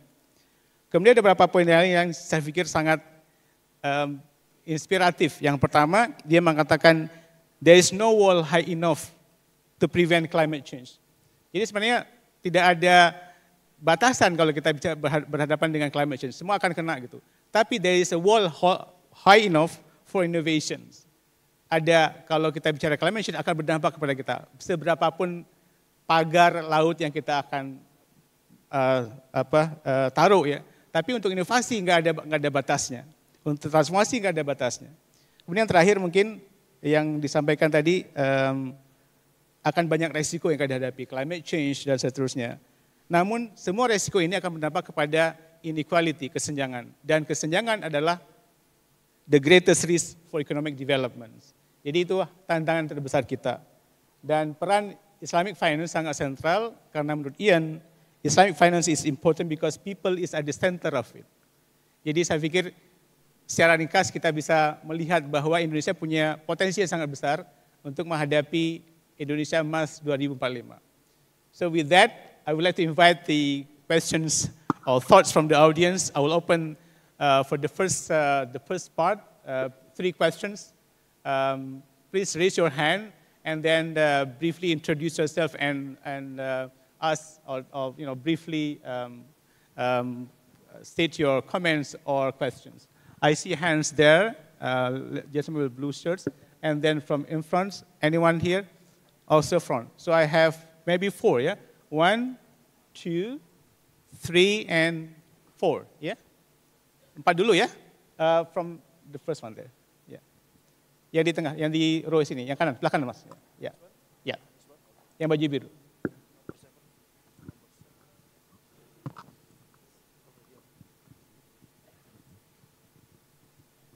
Check.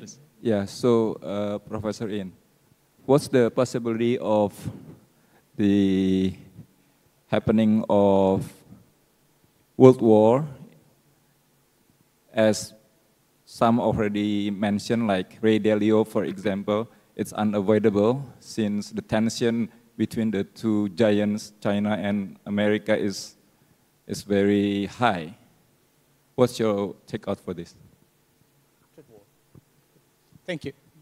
Second one, Bapak dari depan. Trade or conflict? Trade war or conflict? Trade war.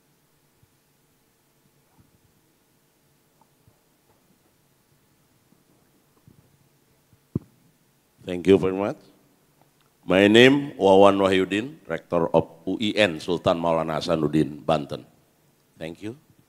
What is the correlation between Islamic global finance with Middle East situation now? Kalau yang kedua, saya mengajak kepada para pemuda Indonesia, mari kita lawan kapitalisme, hedonisme, zionisme dengan talenta. Ada anak kota Serang bernama Rizky, hanya bisa ngangkat besi saja itu honornya 6 miliar karena tingkat dunia. Ya, mana ada honor rektor walaupun 5 periode sekalipun bisa 6 miliar kira-kira. Jadi menurut saya kita lawan situasi ini dengan talenta. Yang pertama tadi, just for the first speaker, what is the correlation between Islamic global finance with Middle East situation now? Thank you. The correlation between Islamic finance and the situation in Middle East. Terima kasih Pak. The third one from here, yeah, sorry. Yeah, the gentleman here, yeah. And then the for that. You like to take 5? I'm writing them down, so it's okay. Yeah. Saya mau bertanya dengan bahasa Indonesia saja ya. Ya, silakan Pak. Kita lihat selama ini nilai tukar rupiah terhadap dolar itu semakin lama semakin menurun. Dengan adanya perang dagang yang dicetuskan oleh Presiden Amerika Donald Trump, apakah menurut Profesor Indonesia mampu untuk menghadapi perang dagang tersebut? Seperti itu saja. Terima kasih. Yeah, I think I'll turn to you.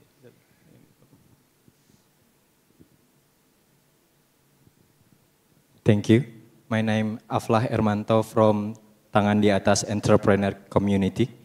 I asked about the correlation of our situation in maybe gonna be World War III.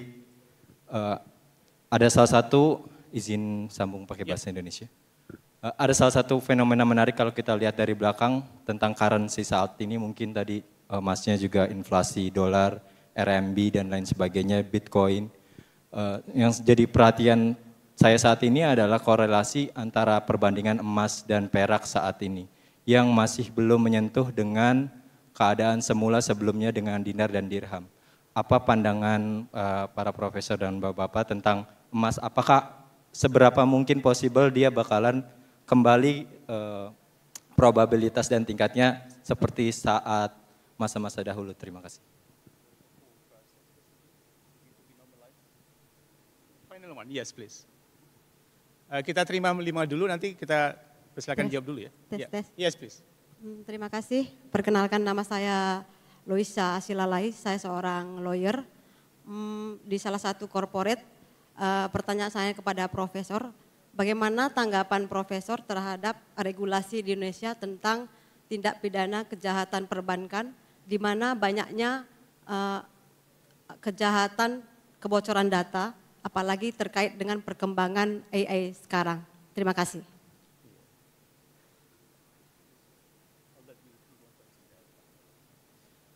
Baik, terima kasih. So Prof, you have 5 questions, mostly related on trade war within US and China. Please. Yeah. Well, thank you very much for those very tough and excellent questions. I'll take them in the sequence they were asked. The trade war between the US and China, I believe, will continue. Even if it's resolved in the short term, I think we'll see it return. Because there are underlying tensions. And I think the underlying tension is that the US is losing its global hegemony. It's losing its G1 status that it's held in the 80 years since the Second World War. And China is emerging and soon will be, and already is on some measurement terms, the largest economy in the world. And this region is becoming half of the world economy. So I think the US, as the Chinese would describe it, is going through a crisis of adolescence. But it's learning that it cannot bully the world, it cannot be the #1 power, and this is existential for many people in the US. So I don't think it'll go away. It's the only thing in the US that has cross-party support is the dislike of China. Across the Democrats and the Republicans, it's a unified thing. So even if there was to be a change in government in the US in 4 years, and I don't know if there will be, I don't think the policy on China will change in fundamental ways, because this is very deep and long-standing position. So I see that tariff. Now, whether it involves others and what the impact on other emerging markets and Indonesia is going to be is a difficult question. My own view is that these policies that President Trump has implemented are very bad economics. If a student of mine in their first year gave this logic for tariffs, I would fail them. But it seems to be one that is mercantilist, that's very based on trade, not services, and I think he will stick with it. So I think we will see this continued uncertainty, or forms of restrictions on trade and undermining of the World Trade Organization continue. And for the rest of the world, the question is, how do you cope with it? And my answer is one needs to get on and act without the US if the US doesn't want to be part of it. I think there was also a connection to this question about whether we're going to see World War III. I certainly hope not, because none of us would be here and survive that. But a key question, of course, is the failure of the US now to be actively supporting peace in the world and the rise of autocrats around the world. So I think the risk has risen of World War III, although I still give it a very, very low probability. The second question was on the links between Islamic finance and the Middle East, if I understand right. That is a very complex question which I don't have any answers for. I think the Middle East conflict is rooted and incidentally rooted in the same errors that have led to the tensions between Pakistan and India now, which is the partition of land and forced movement of people away from their land, created by British colonialism in 1947, in the case of Israel and Pakistan. But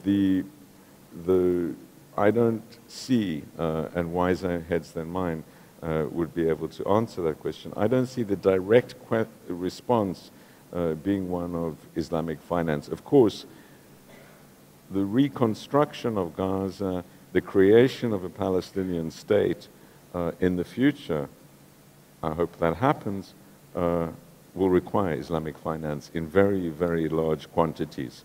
But how Islamic finance makes that happen is beyond my understanding. The question of the rupiah and the dollar and currency volatility, I've been very interested in what's happening here because although the trade surplus, there's been capital outflows in recent months, but the reserves have still been growing because of the positive trade balances of commodity exports in Indonesia. And that, of course, is providing some comfort to the rupiah. The dollar has also been declining against other currencies. The dollar's down, for example, about 20% compared to the euro, sterling, and many other currencies, the yen, for example. So the dollar is not strong at the moment. I think President Trump wanted it to be strong, but actually it's weak. I see this weakness of the dollar continuing because, relative to other currencies, because it reflects an outflow of capital from the US. It reflects a weakening belief in US treasuries as reserve currency, a strengthening view that countries need to diversify away from the US dollar over time, and that the US debt is unmanageable. Its unique situation of being the lender of last resort to the world remains, but the dollar, I think, is going to be seen very differently in the future. There is no substitute as we know it yet, but I do see that continuing. The question,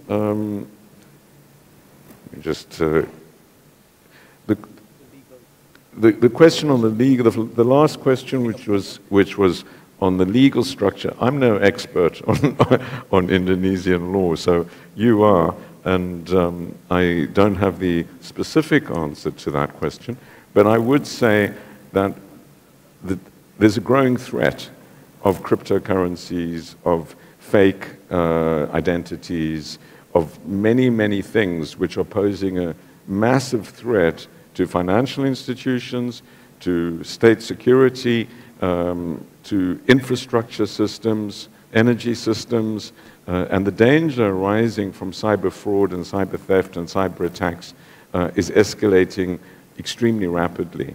How one deals with this also requires cooperation, and so I think this is going to be a massive, massive area of need for greater investment, greater skill, and greater cooperation between countries. The final question in the set of 5 was about currencies and bitcoins. I partly talked about that already, and what my views on the dollar are, which I think will be sustained weakening over time. But the many other currencies, not everyone can be weak because they're against each other. So it's a relative game always. There's also a desire to weaken the RMB. Bitcoin's strength, in my view, is, and this is a personal view, is not something which is based on any fundamentals. I do not believe the encouragement of financial institutions to hold cryptocurrencies is a sound decision. I think the conflict of interests in the US between the president advising his own Bitcoin currency, his meme coin, is a huge conflict of interest because he's making a lot of money out of it. And I believe that as a whole, we should be much more vigilant about these cryptocurrencies. A lot of people are going to lose a lot of money, and whole financial systems could be brought down by their over-reliance on cryptocurrencies, which have no tether to them. They do not have a fundamental basis in value. Their basis is speculative. Their basis is because other people think they're worth something, they are worth something, and that, I think, is a massive risk. It's very different. Gold, which was also mentioned, is very different. Gold has a basis because people want gold jewelry, because gold for time immemorial has been a store of value. And I believe that gold will remain very solid and increasingly so. But this is very different to a cryptocurrency which has no value other than other people thinking it's got value. Thank you, Ian. So we still have, speaker of applause, please. But we do still have time for a second round of questions. I'll invite 3 questions, please. Yeah, from the center, 1, 2, 2 first, and then from the second row, yes, 2 people. But I will come 2 questions, or 4 questions. Yeah, 2 from this row, yeah, and 2 from this side here. Please introduce yourself and briefly say your questions, please. Okay, Assalamu'alaikum warahmatullahi wabarakatuh. Thank you very much for the time. So I want to bring the question topic to prosperous Indonesia for 2045. So my question is how Indonesia can achieve 2045 is to have a very and high quality economic growth that is based on the equitable growth from all the region of the nation. But you know, the inequality of this nation is really high. The distribution of infrastructure and also education and health services is really have a high gap. So, and I want to ask, how can we achieve 2045 based on our current condition? And because the target is already almost there in 20 years from now. Thank you very much. Yeah. The second question, please. Also the second row. Yes. Okay. Thank you, everyone. Good afternoon. All right, please. Assalamualaikum warahmatullahi wabarakatuh. I'm Haris, Corporate Banking Head of Kohan Bank. My question is actually related to the globalization. Understand that current globalization has resulted to systemic risk. What I mean about when I'm talking about systemic risk is it's not only financials, but also maybe in healthcare, like as we look at the COVID, and also in the supply chain. So what I want to understand is how Islamic institution like BSI or the other institution can help to cater the systemic risk going forward. Thank you. Thank you. The third one is from the gentleman, this second row here, please, at the back. Di atas, yang baju. Ya. Singkat, padat ya Pak. Yeah, good afternoon. I'm Samuel Tevulus Arta from Bank Central Asia. I want to ask regarding the, currency movements as well. We have seen that since the 2nd of April Liberation Day tariffs, there has been a systematic outflow of foreign investor, foreign cash from US assets. So let's say US stocks and US bonds because of their increased risk, let's say, due to volatile policies from the Trump administration. So as a result, as a lot of money has gone into developed countries, hard currencies, let's say European, your country, United Kingdom, Japan, etc. But also some money has flown from emerging countries. Let's say Indonesia, we had some pretty bad portfolio foreign outflow due to the recent instability. So maybe you think there is a role in Islamic finance, so maybe shore up some more foreign investor confidence in the Indonesian financial market. Thank you. Thank you. The last one, please, from this row. Thank you for your time. I'm Astuti Kusumaningrum. I'm a research manager of JPAL Southeast Asia. And I agree with your point, Professor Ian, regarding localization. And I would like to know from your experience and also your knowledge, which Islamic finance system or principles that you think would be helpful in terms of like prioritizing the localization economy in Indonesia. And I wonder if you derive your suggestion also based on your lesson learning from South Africa. Thank you. Thank you so much for the questions. Prof. Ian, please. Thank you very much for this excellent round. Shall I use this? For this excellent round, again, of questions. The question of how one achieves 2045 was at the heart of my presentation, and I don't want to repeat the whole thing. It's a massive stretch to go from $4,000 about per capita where you are today in Indonesia to $15,000, which is high income status. That's more than, it's almost tripling per capita income. That means at least 8% growth. So the question becomes, how does one achieve 8% growth? And that's very much at the heart of what I was trying to present, without being derailed by crises like the Asian crisis, climate crises, and other crises. At the heart of this, as you pointed to, is ensuring that inequality, and this relates to another question, does not increase. It's relatively moderate in Indonesia by global standards, but there's a real danger that as it becomes more skill-based economy, more urbanized economy, that inequality increases, because this has been the experience in many, many other countries. And so the danger of rising inequality needs to be safeguarded.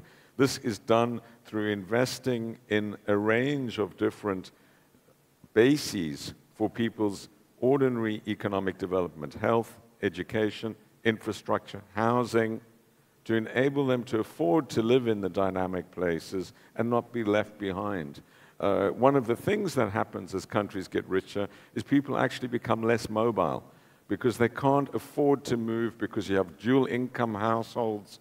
A whole set of other things happen that slow down and make people stuck in the past, slow down mobility.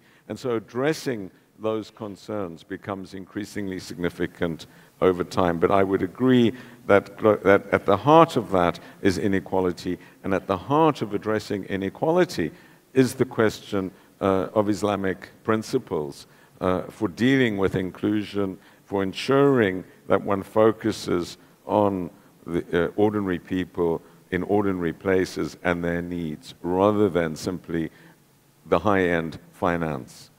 The question of globalization and what one can learn from it in terms of managing the bads, what's the response, and harvesting the goods, is one that I hope I showed some outline for. the main thing to do, I believe, in managing the bads is to firstly create societies which are resilient, which means they have the income and the ability to withstand the negative shocks that come from the bad, but also basic things like protection against cyber attacks, against fraud, against extreme weather, against pandemics. These are all parts of the bads of globalization. Enhancing the goods is about maximizing every individual's potential to thrive in a society.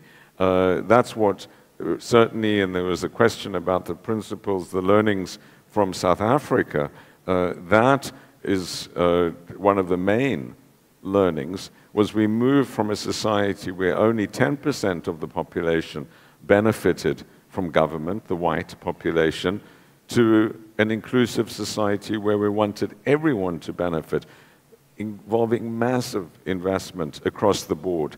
But again, reconciling that with macro-orthodoxy, which I believe is absolutely essential, not to create inflation, not to create a debt crisis, not to create other systemic risks, means tax.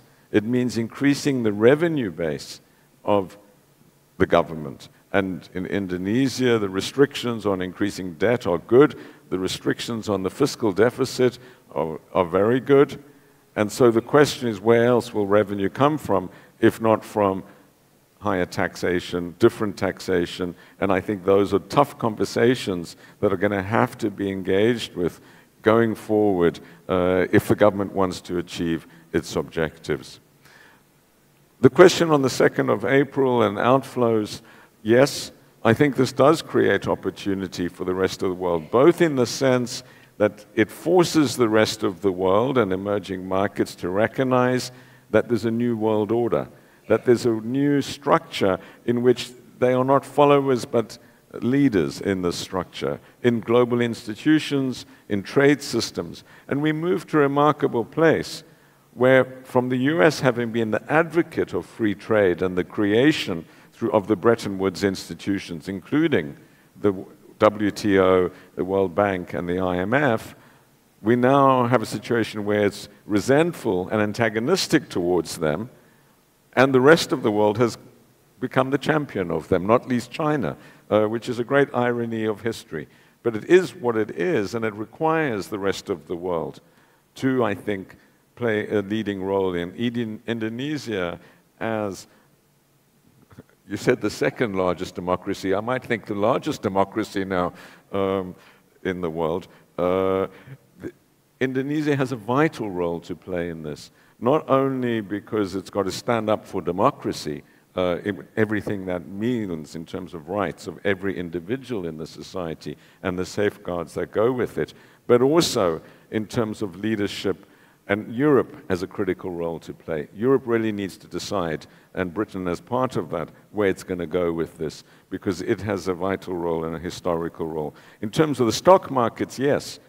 If you want to get out of US dollars, where do you put your money? It's a very simple question.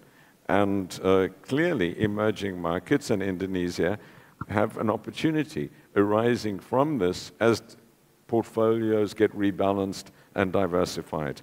The final question, I think I've already answered, which is learning from the principles of South Africa. Thank you very much. Thank you, Ian. I think, yeah, big round of applause, please.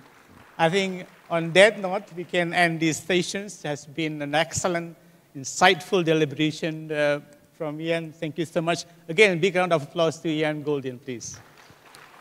And from me, it has been a pleasure to chair these sessions, and thank you again for audience, for excellent comments and questions. Thank you so much. Assalamu'alaikum warahmatullahi wabarakatuh. Waalaikumsalam warahmatullahi wabarakatuh. Let us give a big round of applause for the talk show session. Thank you, Dr. Lukian and Professor Ian. We will now proceed with the handing over of a token of appreciation to our distinguished speakers. So we would like to invite Bapak Bob Ananta to come up to the stage.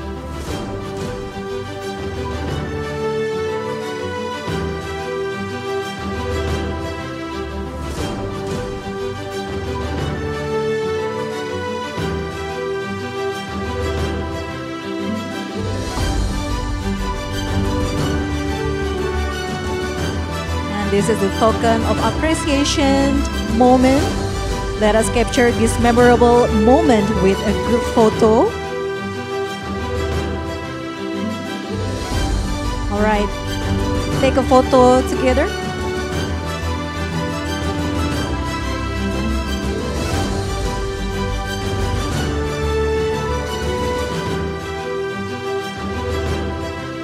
Okay, one more time. 1, 2, 3. All right, thank you all.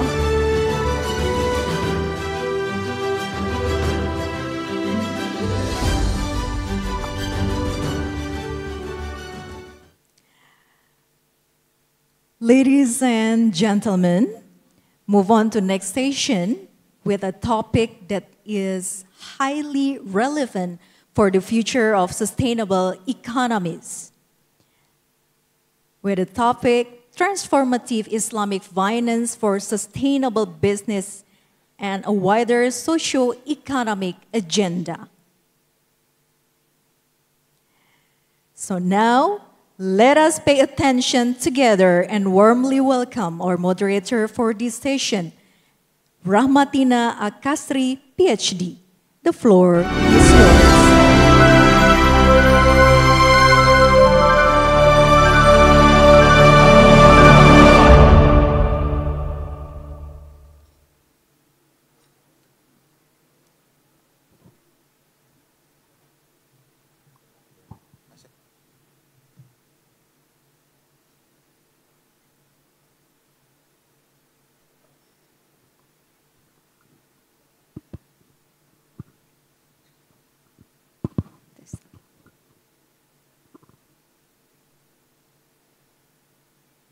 Bismillahirrahmanirrahim.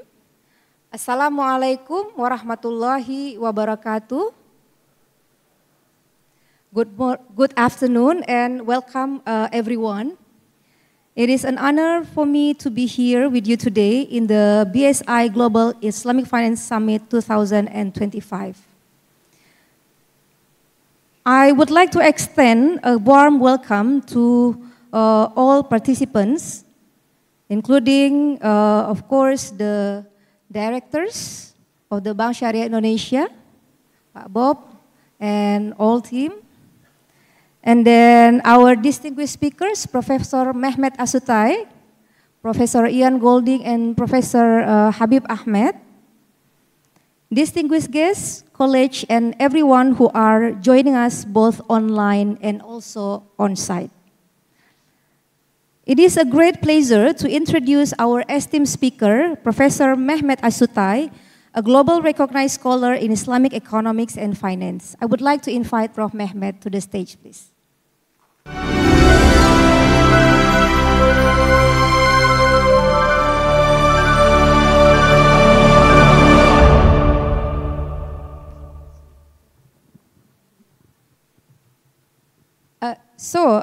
I think that most of us known Professor Mehmet Asutai already, but I think it's because there are some college who might not been, known him before. So allow me to introduce him to all of our participants today.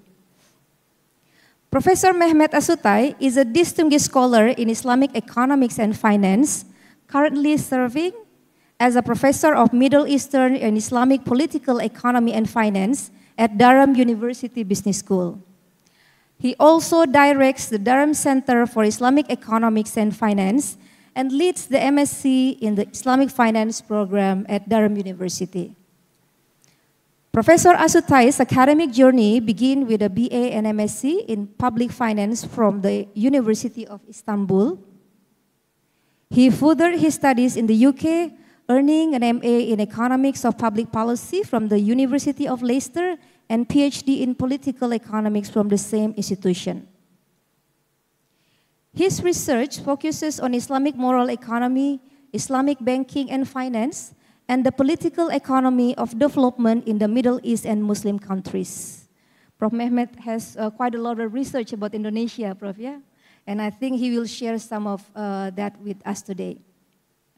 And he has been instrumental in articulating the principle of Islamic finance to support transformative Islamic finance for sustainable development, business, and wider socio-economic agenda, which is the topic of our lecture today. In recognition of his significant contributions, Professor Asutai was awarded the 2024 Islamic Development Bank Prize for Impactful Achievement in Islamic Economics in the Knowledge Contribution category. Please give our applause. Thank you. Inshallah. The award acknowledged his influential work in advancing Islamic moral economy and its application in promoting equitable economic frameworks inspired by Islamic values. Ladies and gentlemen, please join me in welcoming Professor Mehmet Asutai to this BSI Global Islamic Finance Summit Prominent Lecture Series. Prof, the floor is yours.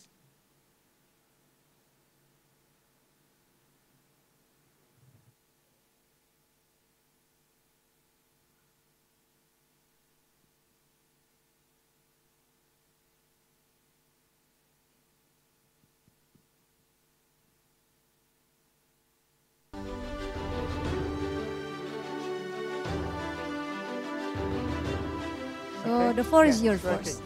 It's working, I guess. 45 minutes, yeah. Okay, Assalamu'alaikum warahmatullahi wabarakatuh. It is good to be here. I know you are all very tired, but I'm really excited for being here. I love Indonesia. I love people here, but also I love my people from Durham. Quite a number of people here from Durham.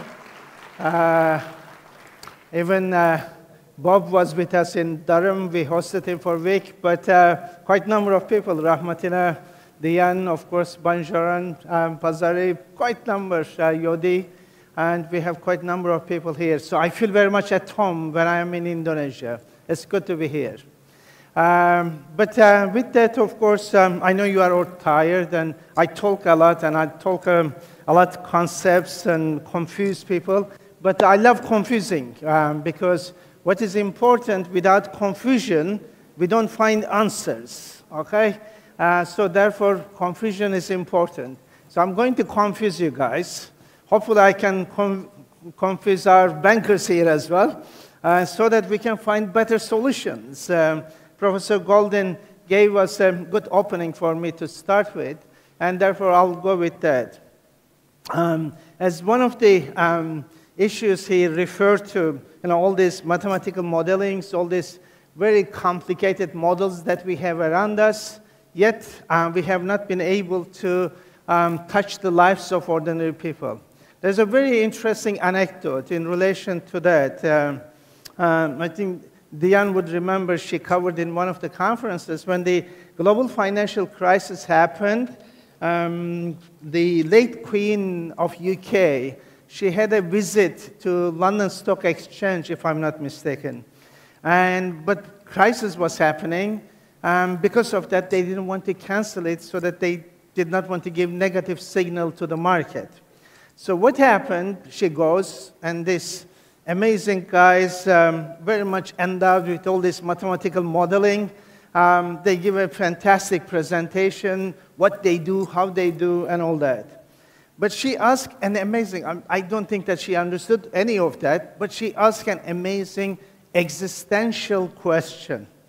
What was that existential question? As Professor Golden mentioned, you knew all this, and you couldn't guess this, and that was the essential wisdom of the story. Using all the data that we have, all this mathematical modeling, a lot of emphasis on metrics, financial performances, and etc., yet we miss the values behind. And this is something that I am concerned for Islamic finance. We have become very much obsessed with performance analysis, the metrics, but I feel that we are losing this idea of Islamic ethics, the value system, and the consequences that we want to achieve. So these are important issues for us to consider. Whether we are doing banking and finance, whether we are in non-banking financial institution, at the end of the day, we should not forget that we have a particular objective. The whole Islamic finance, the whole emergence of Islamic finance very much relates how we can make a difference in the lives of ordinary people. The objective is not to move capital from A to B. Moving capital from A to B has been the question of the centuries. Everyone came up with different solutions. Everyone used different metaphors. We do not want to repeat that. Using Islamic metaphors, only moving capital from A to B by forgetting what was the purpose and what was the consequence. So the purpose, motive, and the consequence, these are very important issues for us not to forget, because the whole emergence of Islamic finance is very much related with that. And therefore, despite having all these complicated, very sophisticated systems, what we see around us, the usual problems still constantly coming back and biting us. The human crisis. With all this capital we have around us, look at the human crisis, the refugees and immigrants. And that's a responsibility for Islamic finance as well. Because what the Quran says, we are witness unto mankind. So the responsibility, and therefore, again, where is Islamic finance in that particular part? The ecological crisis and the climate risk is around us, is hitting us. You constantly have flooding here in this city, and hence, where is Islamic finance to develop necessary solutions for that problem? The political crisis, political unrest, and the wars. Look at what's happening in Gaza, what happened in Syria, what is happening in Sudan, just a few. And these are, again, important. In order to constitute peace, in order to respond to the post-conflict, again, Islamic finance has to be there to be able to overcome the difficulties. The economic crisis that we have, how we can make people's life better. Alhamdulillah, in this country, everyone knows Islamic social finance, everyone publishes on Islamic finance, but we have to develop necessary structures to be able to respond to such crises. But also health and welfare crisis as we all gone through the COVID. And therefore, the barriers that we have, the whole objective with Islamic finance is very much relates to those barriers and how we can overcome those barriers in order to enable people to be able to have overcoming barriers in the short run and breaking the barriers in the long run so that the accessibility to resources can be possible. Different solutions, of course, emerge, such as sustainable development goals. But without changing the initial equation, without removing the domination of capital, which was the objective of prohibition of interest, and unfortunately, I'm not very much optimistic that the sustainable development goals will solve the problem. And hence, the huge responsibility to Islamic economics movement and Islamic finance, how we can respond to those issues. The problems around us. During COVID, UNDP survey, with 1.2 million people from 50 countries. Despite the COVID condition, 64% of people suggested that the most emerging problem is climate, and hence it's around us. Look at what's happening with the accessibility to finance. Now everyone nearly have access to finance, financial inclusion story.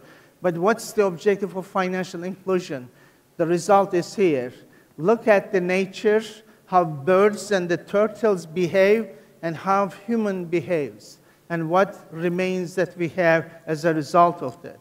And how, therefore, the resources are heavily controlled and dominated by corporations for the sake of the profit for corporations, while the rest societies suffer. When financial crisis happened, quite a number of banks and financial institutions failed. What happened when they were earning the monies? That was profit, private profit. When they failed, governments had to bail them out. Then they became what? social cost to everyone. Everyone had to pay to bail them out. And hence, the total injustice in the process because they are corporations. And also the whole idea of the linear growth that has been imposed on us, such as the case, as you can see on the screen, what we have in the UK, these dog races. And then you have those rails, as you can see on the photograph, the metal rails. They will put a rabbit there, the metal rabbit, automatic rabbit, and poor dogs thinking that they are going to catch the rabbit, but there is no rabbit in the end. It's just fictitiousness. And this has become a reality for entire world. We are told that there is something we are going to catch, but we are not going to be able to catch it because there isn't the fictitiousness that has been imposed. An important part of that fictitiousness, as you can see on the screen, the domination of finance and financialization. Look at data in 2022. Financial assets in the world was 5 times larger than the world GDP. And remember, when we go to class in the first year economics introduction, what we tell students, whatever the economic activity we have in the country, that's the total of GDP. But how then the financial assets are much larger than GDP in any country. And hence, fictitiousness, total fictitiousness. And the result, of course, what we have since the neoliberalism, the whole idea that finance will lead to economic growth, unfortunately, that hasn't delivered. So what we have as a result of that, heavy financialization. Everyone is indebted because financial inclusion is happening. So that's a story that we have to be very careful. The industrialization is happening. Quite a number of countries, they shifted their production facilities to China, and because they wanted to create rent through finance. And hence, the difficulties, as we can see, under certain political circumstances. And fictitiousness, of course, the dependency that comes with that, but total this embeddedness that is what we have around us. Financial system heavily dominating, and that's not helping us. And therefore, when we look at what is the purpose, and therefore, the beginning of the beginnings, when the Quran was revealed, remember the verse, the first verse, Iqra. And of course, when it comes to interpretation of this verse, Iqra, everyone says how beautiful that Islam gives importance to education and learning. Yes, but there is a condition attached to that. The next verse, or the continuation of the verse, and the next verse says, Iqra, read in the name of Allah that created you. What it implies, that you have to read and give meaning to everything that is around you with a particular understanding, with a particular ontological response, that how Allah subhanahu wa ta'ala created the world with a balance, how humans and the entire ecology located, and therefore the reading of it. What is that reading? Riba, prohibition of riba. What is prohibition of riba within this context? Is to overcoming the dominance of capital, bringing to the same level with other stakeholders, hence the importance. In other words, it suggested whatever the value system, the Islamic value system in our case, has to produce its own institutions, which happen. That doesn't imply that authenticity is something, because when we look at it, history is a product of blending. But there is one condition. Every civilization, every society had their own power to be able to constitute their own institution, then the exchange happened. But today, in the global world, one particular power, the end of history slogan, resulted in converting the entire societies all over the world into one. And that's not acceptable. So therefore, that read the Iqra results in the normative world of Islam, the ontology of Islam, directly determining the values of Islam, and with that, of course, the norms of Islam, together with the cognitive repertoire, whatever available in the society, because when Islam appeared, it did not remove what was existing. but 8 looked into, subjected to a particular process and accepted what was, could be acceptable, and therefore the institutional emergence. And with that, of course, riba prohibition implies that decentering capital, bringing capital to the same level with other stakeholders, overcoming the dominance. Similarly, zakat, for instance, as part of this emergence, the authentic emergence, would imply that zakat is the compensation again. Expropriation happens because resources created by Allah subhanahu wa ta'ala, when it is privatized, then the accessibility problem emerges because Allah created for everyone to benefit, and then in order to compensate that, therefore the zakat, for instance, to overcome the appropriation, similar with riba. And therefore, when we look at the narrative, how we ended up here, when the world created within that the liberated societies, resources accessible by everyone. So you have that particular moral economic condition.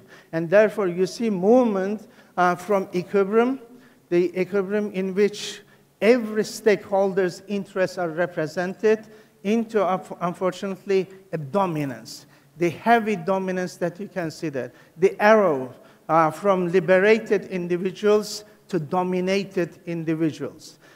So therefore, the creation provides equal access, but then the emergence of barriers throughout history, but still people had access, as you can see in the middle, because justice was an important quality. But now, in our times, unfortunately, as you can see, the reality, the heavy dominance. Some of us are in negative, some of us are amazing corporations with very large accumulated capital in front of us.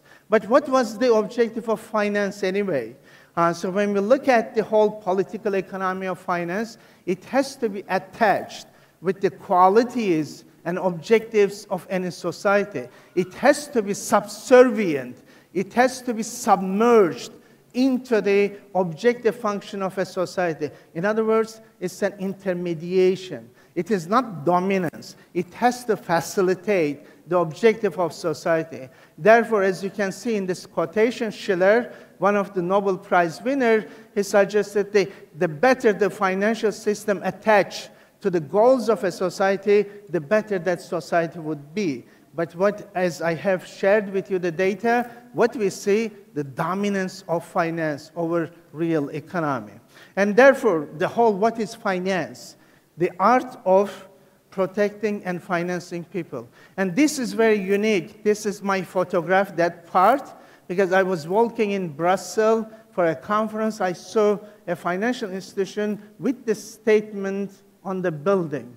So the financing, what's the objective of finance? The art of protecting and financing.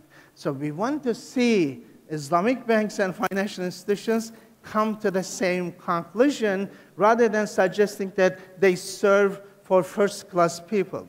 And therefore, when we look at the trajectory of the emergence, of course, the whole Islamic economics movement in the 20th century was very much rescuing process, rescuing human, rescuing people, rescuing land, environment, and etc. from domination. Very much establishing a system of economy in which resource accessibilities could be possible. And therefore, different emergences happened. The time, I think, is an issue. I'm going to rush. When we look at from initially very much civil society-oriented 1940s, and we ended up here, the stage-by-stage process, but we do not have time to go through, and we are here. We have corporations in the form of Islamic banks and financial institutions as part of the development. We have Islamic capital markets and etc. Different stages. And similarly, different strategies developed throughout the last 50, 60 years, how Islamic finance industry emerged. But what is important, initially with that authenticity-related call, unfortunately turned into mimicking with the reverse engineering that is very much prevalent. Professor Habib Ahmed is going to discuss innovative part. Hopefully we'll listen from him. But very much the mimicking, and now we are in the mirroring part. Mirroring, the problem with mimicking, at least in the mimicking, you have an advantage. There is something from you. But when it is mirroring, you are entirely the same of the other. And that is what's the difficulty with Islamic finance now, the mirroring part that we are going through. And therefore, when we look at all these institutional emergencies, what we have, the grafting process. While the values, the norms, together with cognitive repertoire, roles and institutions emerge, what we see now, despite the bottom-up process of Islamic finance, now Islamic finance is being grafted. So the environment tells us, look, Indonesia, you guys are very lucky here that the regulator does not allow organized tawarruk. But the market is pushing you. You need to have organized tawarruk. Organized tawarruk, Islamic Fiqh Academy concluded that it is not Sharia compliant. But individual Islamic banks in many countries are doing organized tawarruk. In Malaysia, organized tawarruk is nearly 50–60% of the total financing. While market is forcing you. Despite the value system you have, market is telling you that you have to do organized tawarruk. Despite the fact that Islamic Fiqh Academy suggests that it is not halal. So what happens? You are being grafted despite your value system. In the end, what happens? You have to compromise. You have to fit into the structure that is imposed on you. And this is the particular problems that we are facing. How? We want to grow, of course. We want to grow. We want to contribute to the growth of the economy, but we cannot compromise on the value. Because with the value system missing, your financial performances doesn't make sense. You will be the same with the others. And therefore, the successes, of course.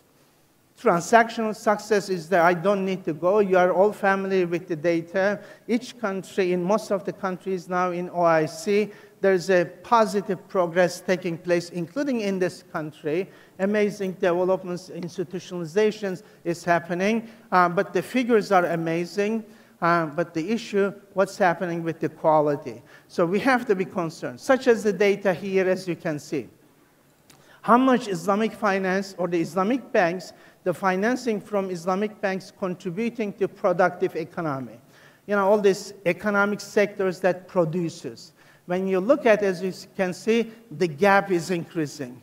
So Islamic banks and financial institutions heavily financing financial activities or financialized sectors as opposed to real economy, such as MSMEs, okay?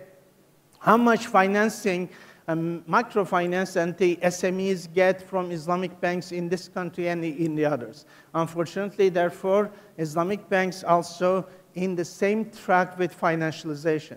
Look at the sectors, IFSB data. Look at the sectors. In most countries, unfortunately, Islamic banks and financial institutions are not making positive contribution to productive economies. Heavily biased towards what? Real estate, construction, financial sectors, but manufacturing, for instance. I mean, look at data as well, Indonesian data there, agriculture, fisheries, as well as manufacturing is getting terribly less. Exception, of course, you have Pakistan and Bangladesh there. So therefore, we have to be able to be concerned with all those things that is happening around us. Heavy indebtedness created by Islamic banks and financial institutions contributing to the debt process. And when you look at the data again in Malaysia, heavy debt products are used. As I mentioned, organized tawarruk is very popular. Similarly, when you look at, for instance, the household debt, Islamic banks contribute to household debt more than the conventional banks. Similar data for Indonesia. So the question is, why disruption is not happening? Because Islamic finance, as we mentioned, rescuing process, rescuing humans, rescuing land, climate, environment, and etc. But the disruption is not happening. So that disruption is not happening because of the grafting process. We allow Islamic finance to be grafted by the existing institutional logic. And that institutional logic, of course, results in the problem that we have. In other words, we need to have critical discourses. Because sustainable development sounds critical, but SDGs do not question the initial equation. It is still dominated, explained by capital. Capital and efficiency. When you have capital and efficiency, the other stakeholders are not included in the model, and therefore you cannot optimize for those, okay? So therefore, the whole issue, therefore now, the disruption that we have to come as a policy, how we can come to the next stage, how we can create a disruption. Now you have dominance. From dominance, equality doesn't solve the problem, as you can see. We have to look at equity. So Islamic finance, when we go to class, when we teach Islamic finance, we say that Islamic finance is an equity. But as you could see data, it doesn't show equity. But equity can help us to overcome the resource accessibility. People will be able to have access to resources. The whole objective, again, going back to the justice condition of resource accessibility by overcoming the barrier. But whole objective, like in the creation, going back to the original, how people can be liberated from need so that they can have access to resources. And that's very much related with what we call institutional logic. And here I will pause and I'll ask a question. Very silly question on the screen. Could anyone, do we have microphones around? Because this is the essential part that I can easily finish here. So what is your answer here? Anyone?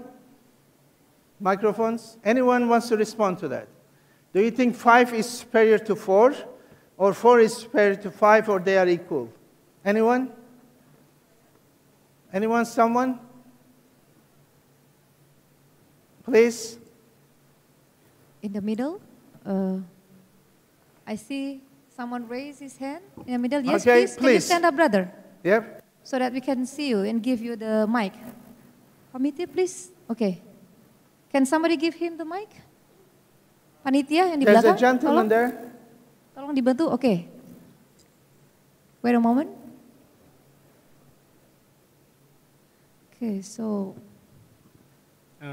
My name is Salisu Abdullahi from Triple Thank you. IU. What's your name?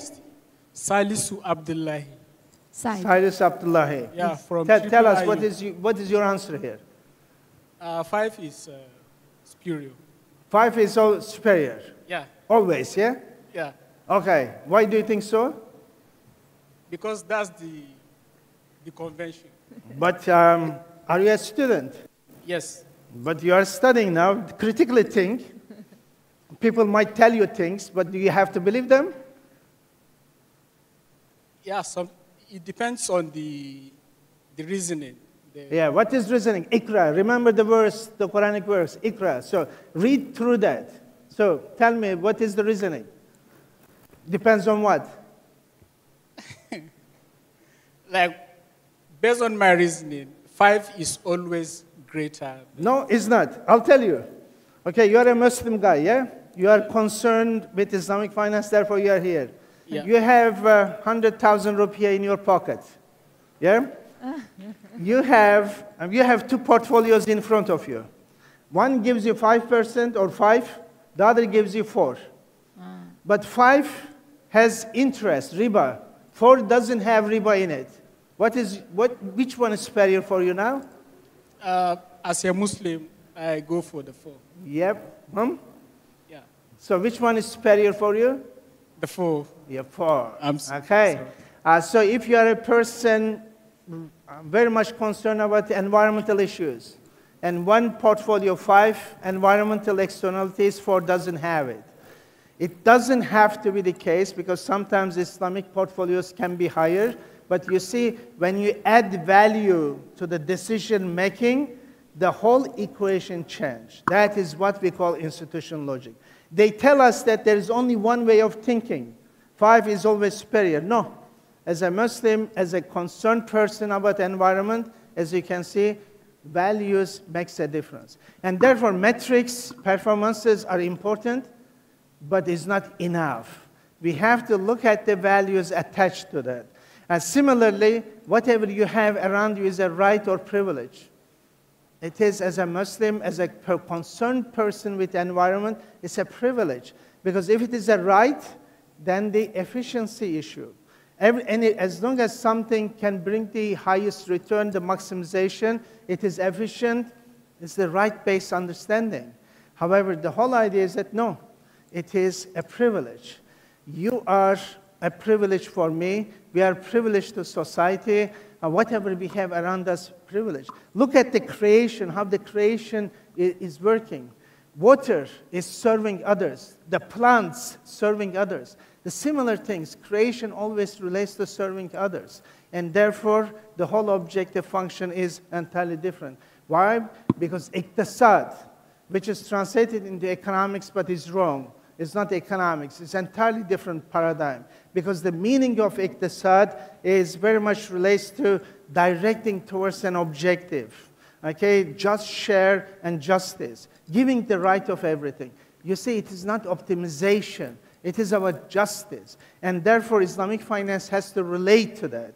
And when we look at all this comparison between different institutional logic, Islamic institutional logic suggests that you have to be part of a larger system, the ecosystem, whatever we call it.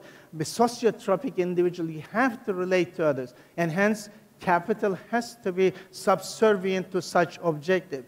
Therefore, while in your economics, you learn that price allocates everything, clears everything, and price determines everything. No. In moral economy, including in Islamic moral economy, everything else comes together to determine price.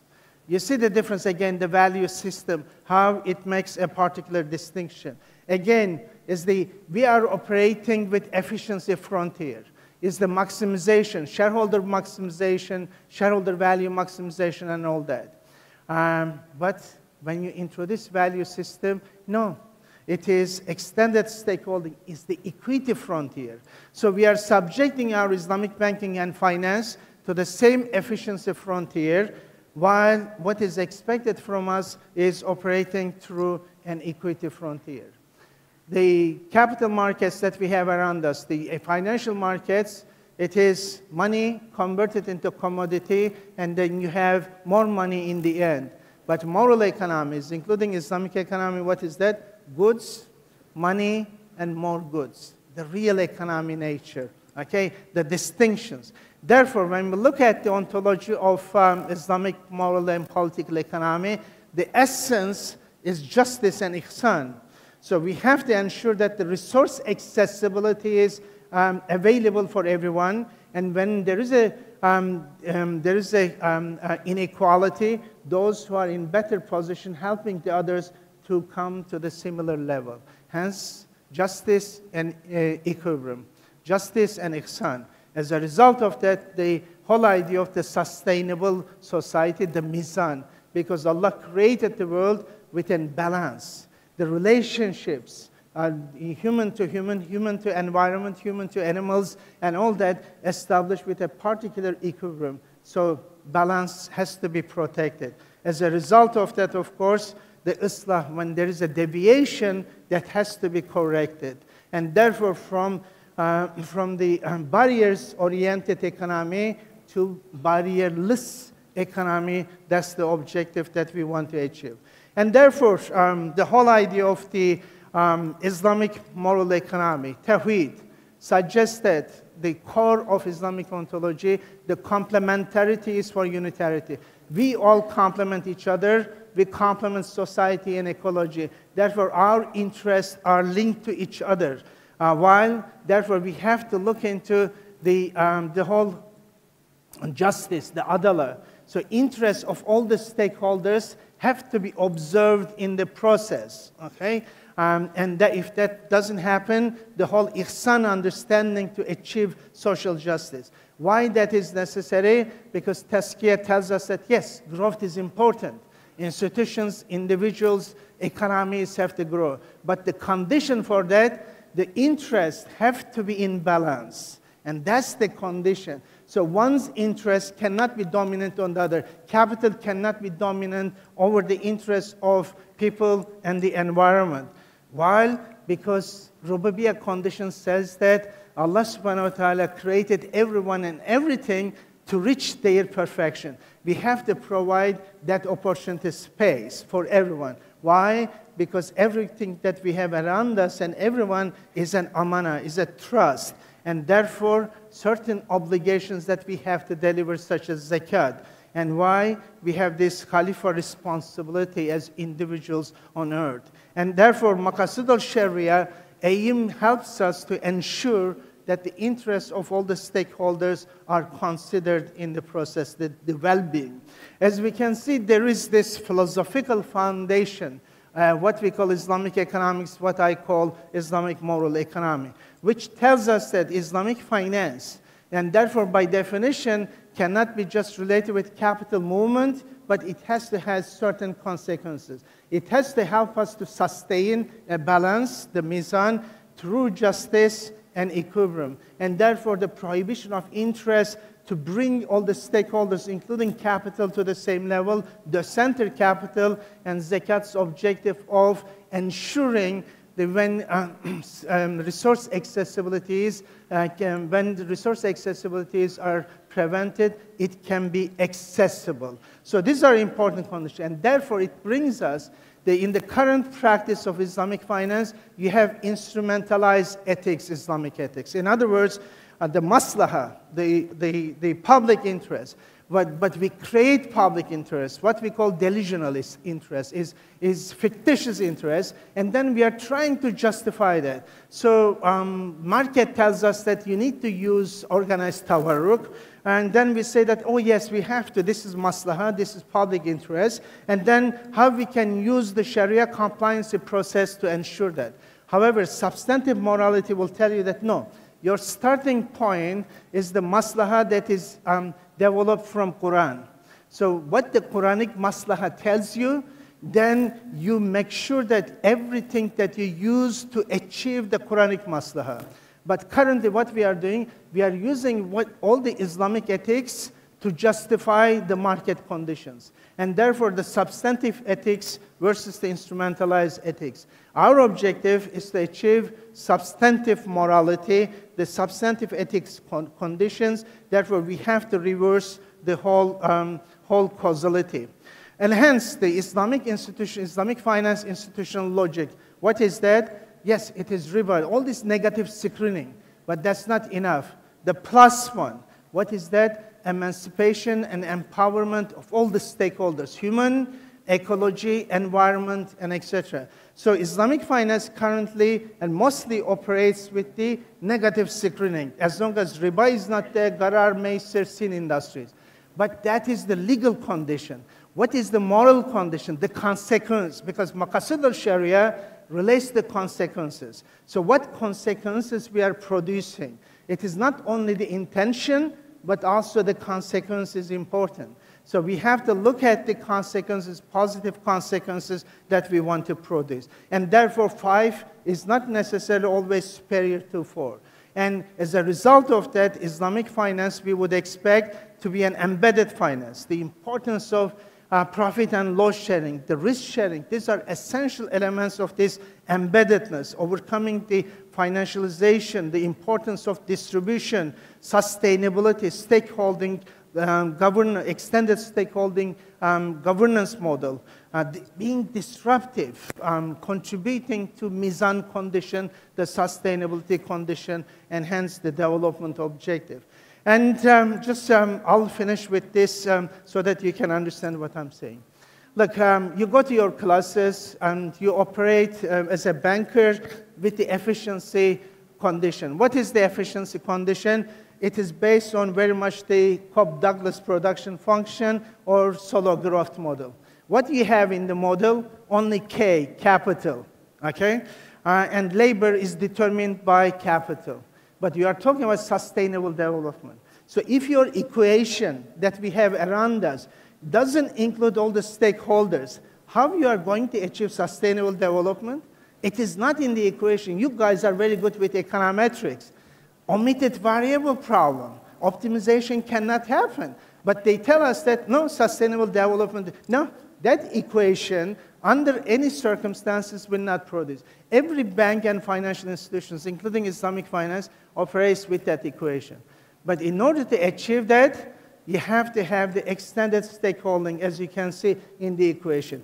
All the stakeholders have to be included in the model in order to be able to achieve sustainable development, in order to achieve maqasid condition, in order to achieve the value system that Islam talks. You know, the human efforts have to be there because you cannot commodify labor. Land has to be there, environment has to be there, capital, society, and stakeholders. Think about it.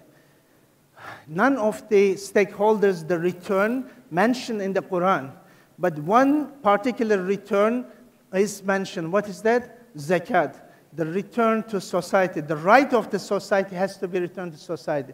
Because with privatization, when you exclude people, you have to compensate them. And also what is important in the equation, as you can see in the initial equation, the capitalism, it is binary. Capital, labor is expressed in terms of capital. In the Islamic one, each one of the stakeholders goes the equation independently. So this implies that with efficiency frontier, you won't be able to achieve sustainable development. Equity frontier that Islam refers to will bring you, of course, the development that you have. So the time is already finished. Just wanted to reflect, I had 2 slides on Indonesia. It's amazing. Of course, the Indonesian Islamic finance is growing and developing. It's amazing. There are certain challenges. One of them, to be honest, I have been coming to this country, visiting this country for many years. I was hoping that Indonesia will come up with its own model, rather than mimicking other models from other countries. And that is because you have a very dynamic population, very dynamic manufacturing base, and microfinance, as well as the small and medium enterprises. I was hoping that Islamic banks come up and directly respond to those expectations that we have around us.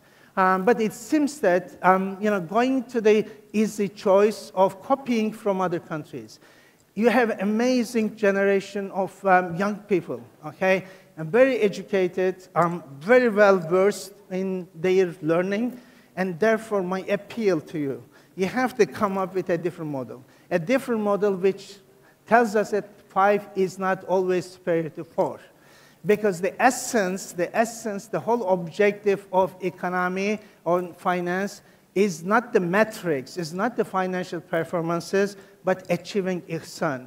And therefore, it is very much important for us to consider how to use this potential that we have. It's an amazing microfinance and SMEs culture here. So have to use that. Of course, there's now the government will is there. So it's an opportunity space for us. The demographic is amazing. And therefore, looking at how the whole halal ecosystem operating together with digitalization happening, but sustainable finance and Islamic social finance, you guys are very well versed in that, but we have to look into it.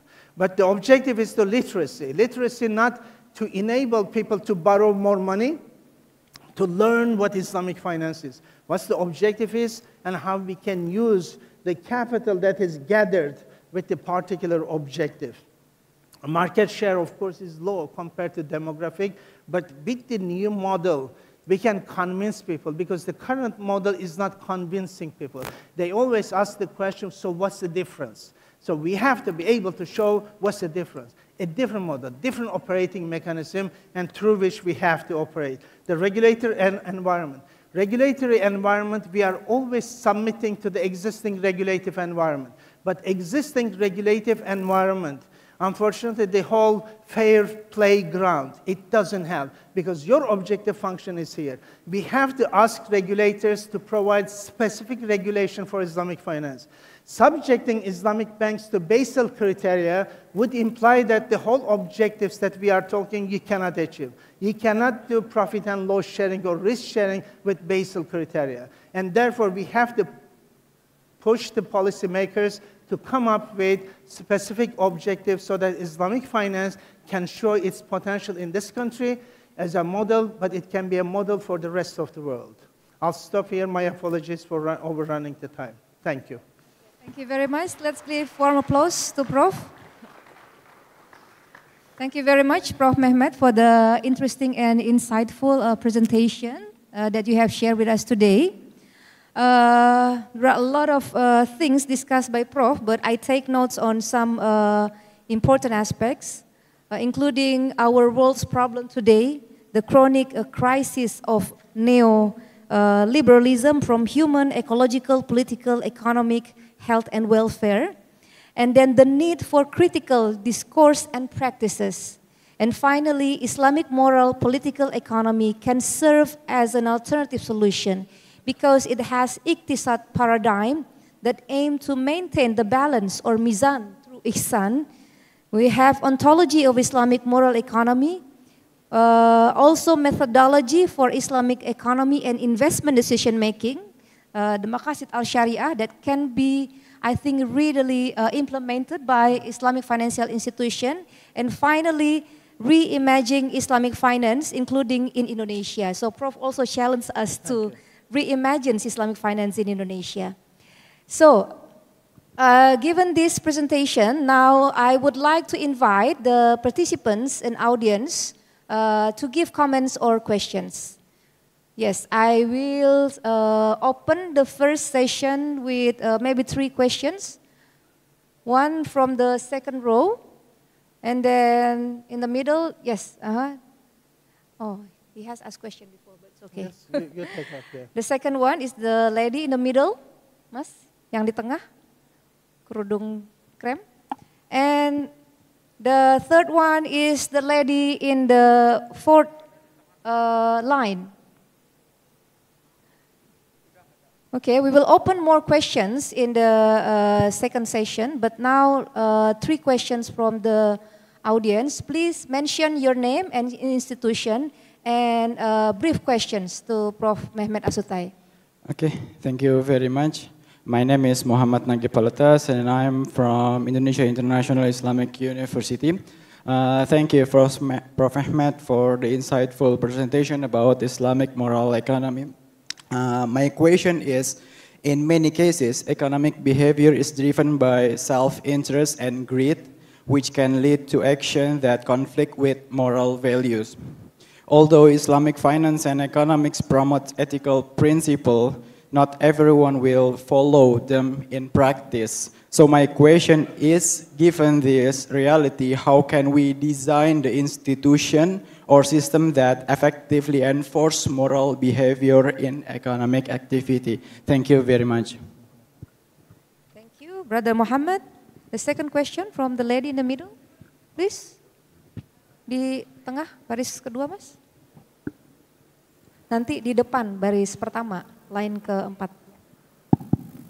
Thank you, Bu Rahmatina, for the opportunity. Hello, Prof. Mehmet. Assalamualaikum. I'm Diana. I'm from BSI.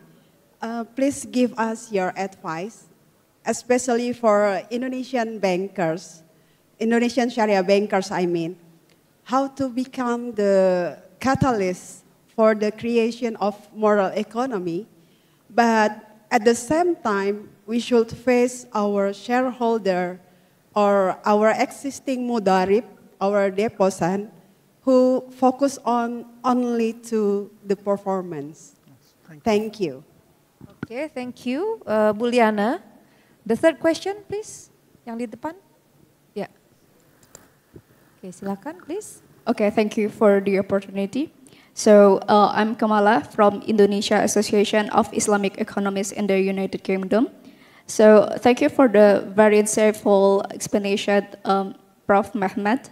So my question is, Islamic finance relies heavily on the trust, fairness, and ethical principles, and some values that are also central to the multilateralism and also global cooperations. So given the rise of unilateral actions like the Trump tariffs, which disrupted global trade norms and fuel the protectionism, so how can Islamic finance uphold its commitment to ethical trade and fairness in the increasingly fragmented world economy, which is this is a very asymmetric global market. Thank you. Okay. Thank you. Please, Prof. Thank you very much. Exciting questions. The first thing, I don't think that we should enforce any moral behavior on anyone. That wouldn't work. There were certain revolutions in certain part of the Muslim world. It didn't change anything. And what was important, and I'll give you the name, Iran. Look at the Iranian experience. You try to impose a particular moral behavior, it doesn't work. But the Iranian, when they did the revolution, they could have done something. They could have changed the initial equation. They didn't change. Why? Because the capital which helped the revolution to happen, they didn't want the initial equation to change against them. So they were very much happy imposing a particular moral condition on the society, but not on capital. Okay? So our problem always, capital finds itself a shield to protect itself. And therefore, the Iranian revolution did not produce an essentially different model, but it is just doing the same thing with Sharia compliance here. But as a revolution, you would have expected. I'm not saying that revolution should not happen, but because it happened, it should. And when you look at Fukuyama, for instance, Fukuyama would refer that, he wrote that book, The End of History, because he looked at Iran could not change anything. So it must be the liberalism. I guess the issue is not only behavioral norms are important, but at the individual level. We have to be able to provide necessary structures for the behavior to be able to sustain themselves. Example, when Prophet ﷺ, when he moved from Mecca to Medina, there were two markets already.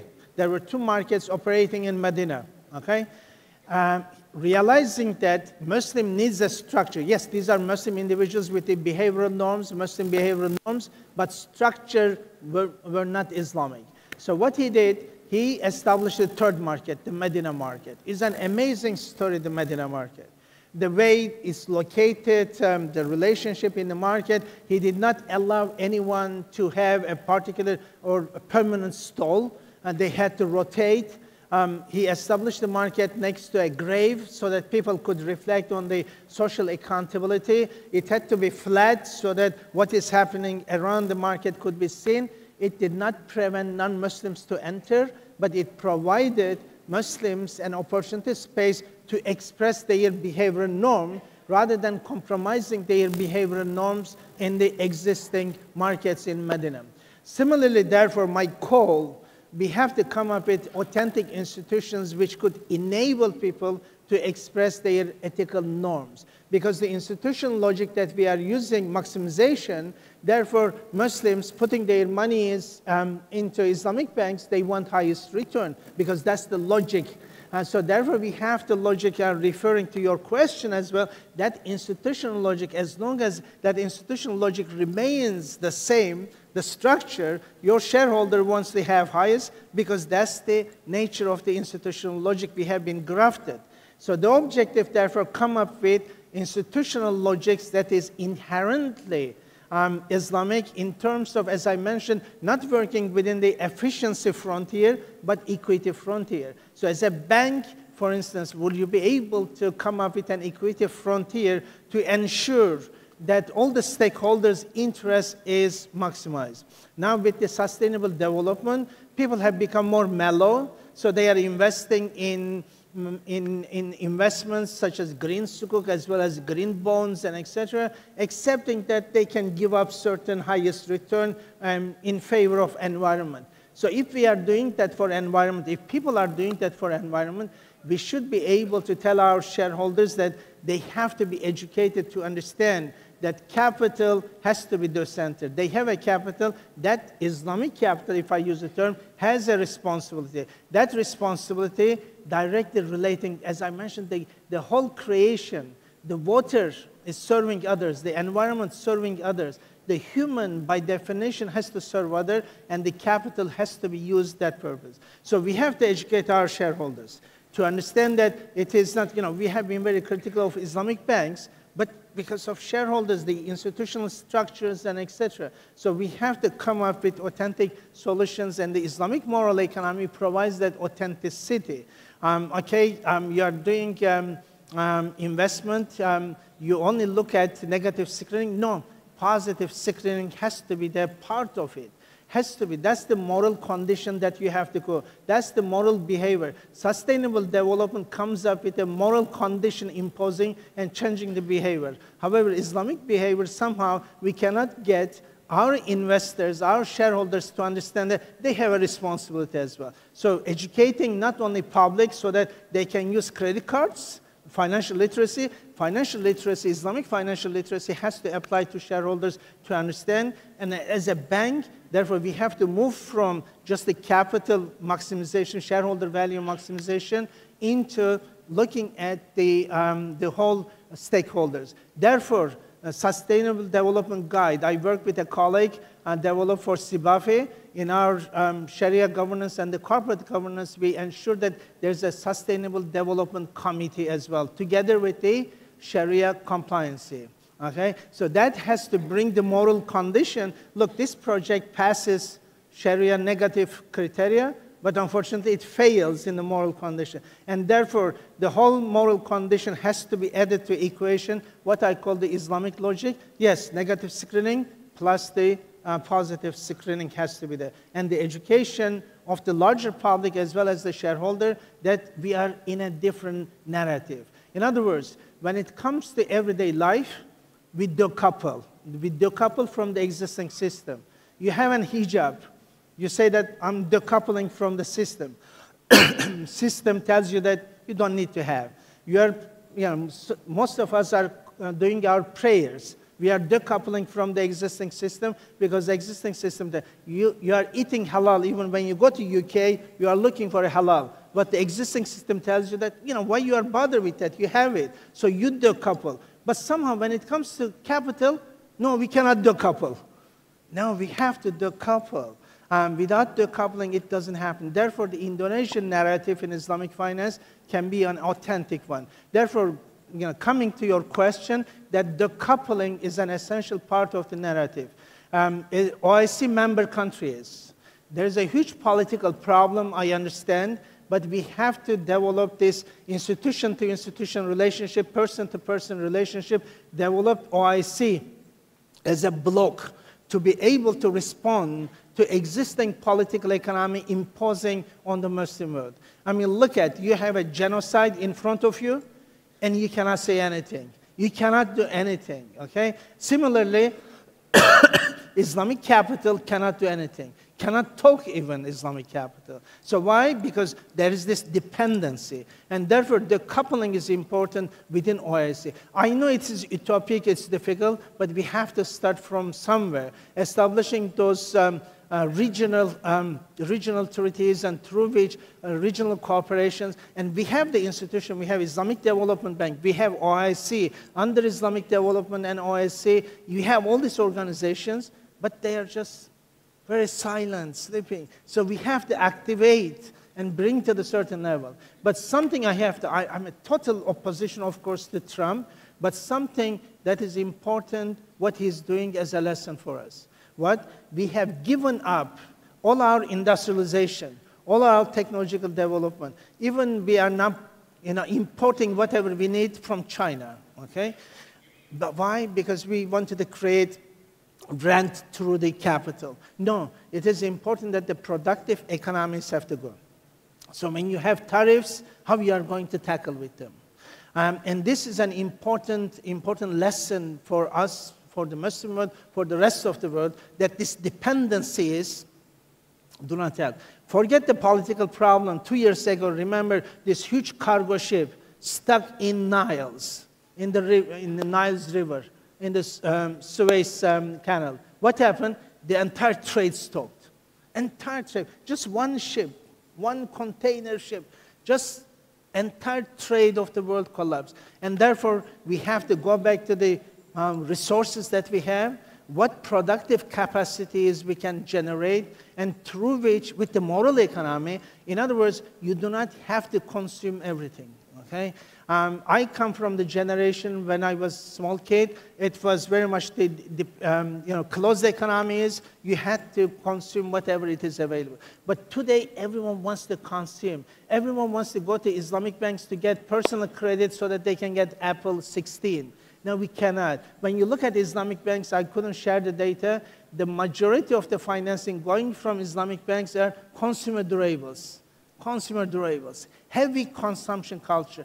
We cannot sustain that. The earth is telling us that earth cannot do that anymore, and therefore it's taking revenge, whether it is flooding, whether it's an earthquake, whether it is collapses.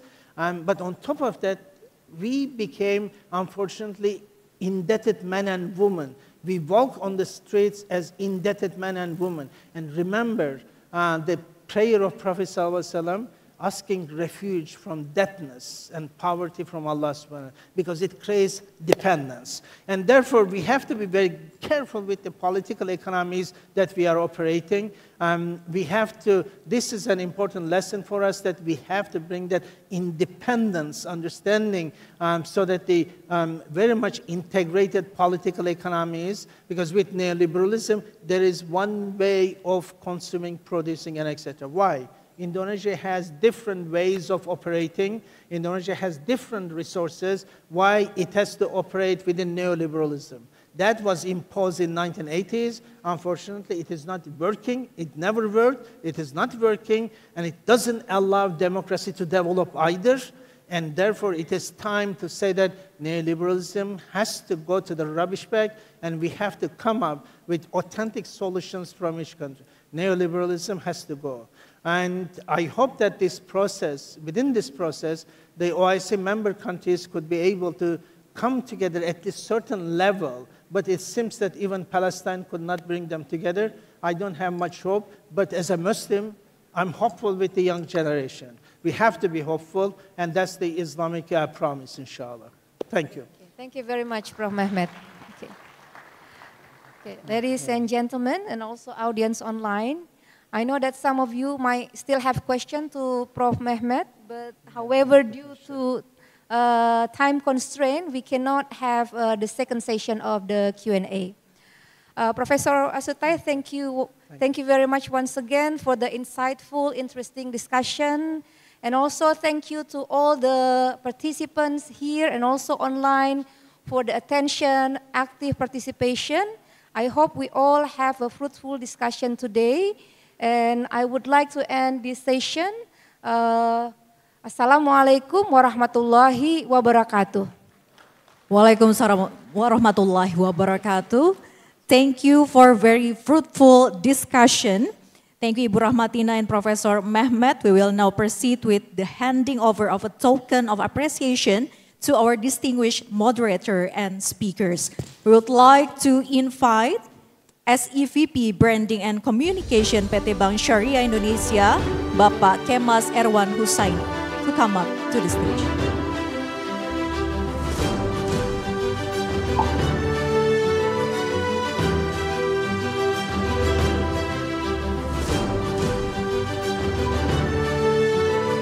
So let us capture this memorable moment with a group photo.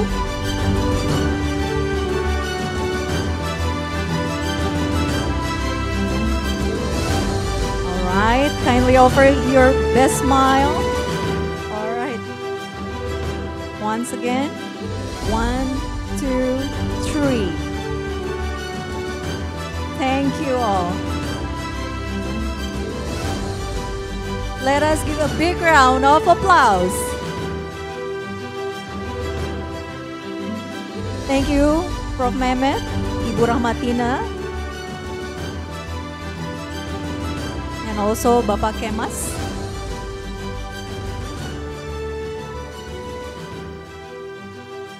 Ladies and gentlemen, next we will move into a special moment in the BSI GIFS 2025 program, the launch of the BSI Muslim Consumption Index. This is an important initiative that will provide a new perspective on the consumption trends of the Muslim community in Indonesia.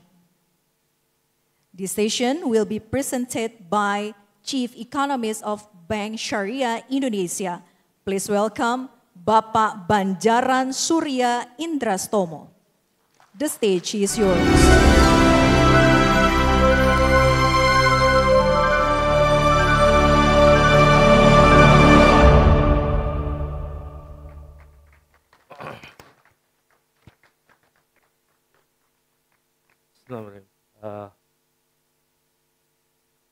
There's something unique about Muslim in Indonesia. If you think about it, just around the corner last month, or 2 months ago, we witnessed how millions of people are actually traveling back to their cities, where they come from. And it is actually one of the experiences that was not present perhaps if you live in the UK, because the culture and really shapes how economy is actually running. And of course, it really also shapes how transaction is going in this country. We all know that Indonesia is the most populous Muslim country in the world. No doubt about that. 242 million souls, Indonesians. And what is more unique to that is that it's actually home to the most dynamic young generations, millennial, Gen Zs, that has a very strong appetite on anything related to recent issues. Around the corner, we see this phenomenon, fear of missing out on gold. And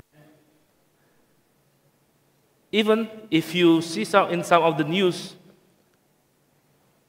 for 7 straight years, Indonesian has been granted as one of the most benevolent, one of the most charitable community in the world. So, if you look at it from that perspective, there must be an insight that is not available out there, because that really defines what Indonesians. For us, Bank Syariah Indonesia, we are already benefiting from this demographic bonus. From the inception of the bank in 2021 up until now, we witnessed an increase in numbers of customers of BSIs, around 5 million, and most of them are actually the young generation.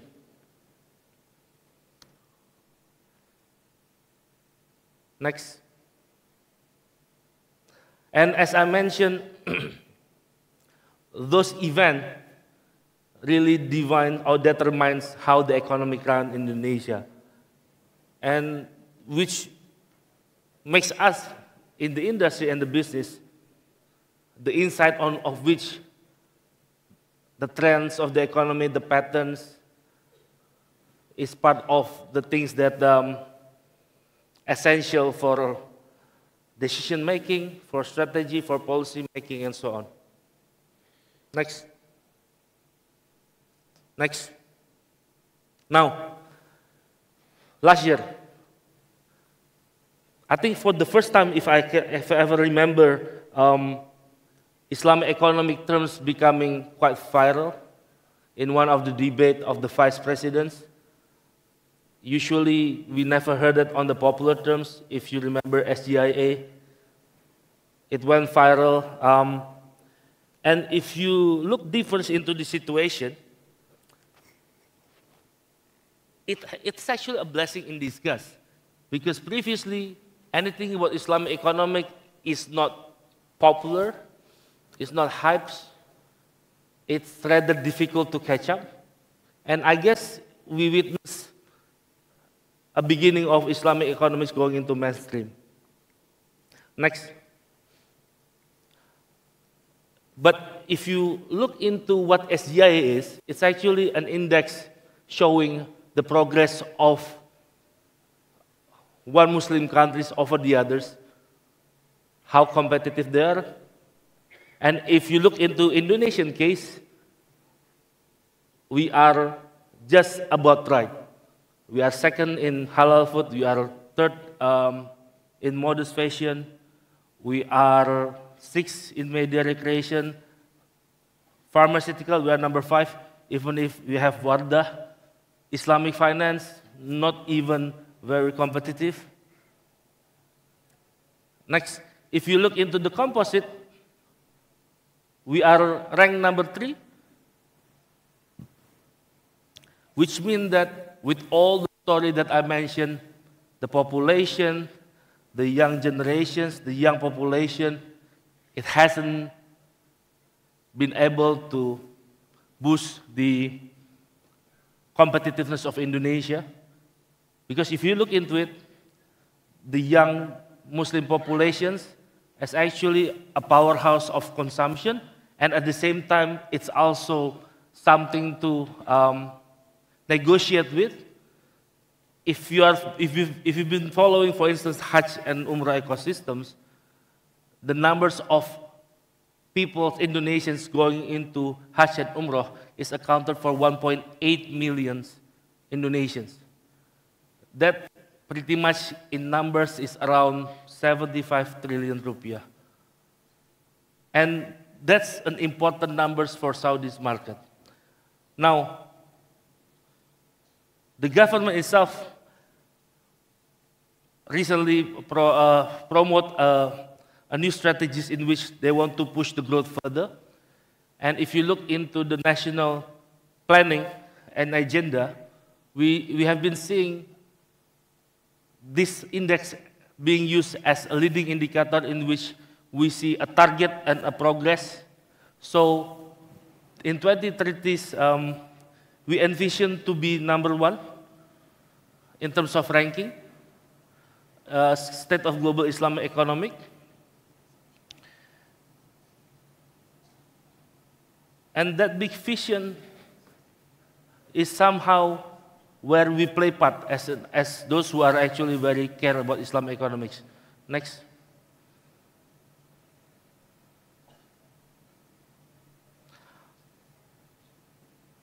Remember, golden era of Indonesia, 2045. We are expected to reach high income status.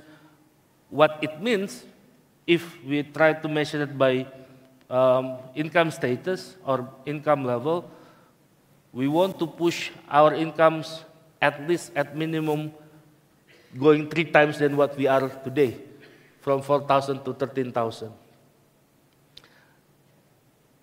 Bank Syariah Indonesia in this regard see that in so doing we need more R&Ds, we need more investment in halal value chain. In particular, we want to help the government to reach that target. So, in this occasion, as part of the wider agenda to push Indonesia to reach number 1, which is still feasible by 2030s, we proud to introduce our recent development. So Office of Chief Economist has been working with DDM. It used to be ERM, Enterprise Data Management. We work on what we call with Muslim Consumption Index. So what is this Muslim Consumption Index is about?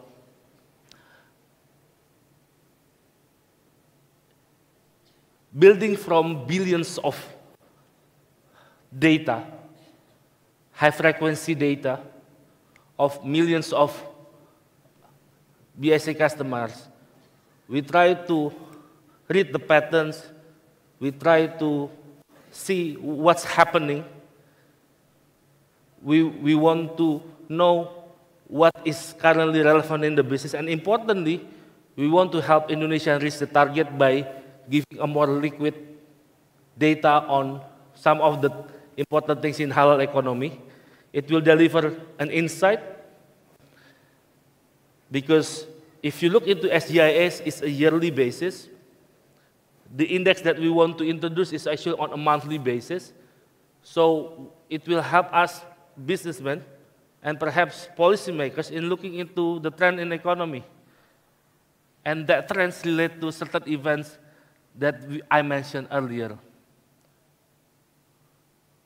And even the granularity of data can cover the entire geographical location.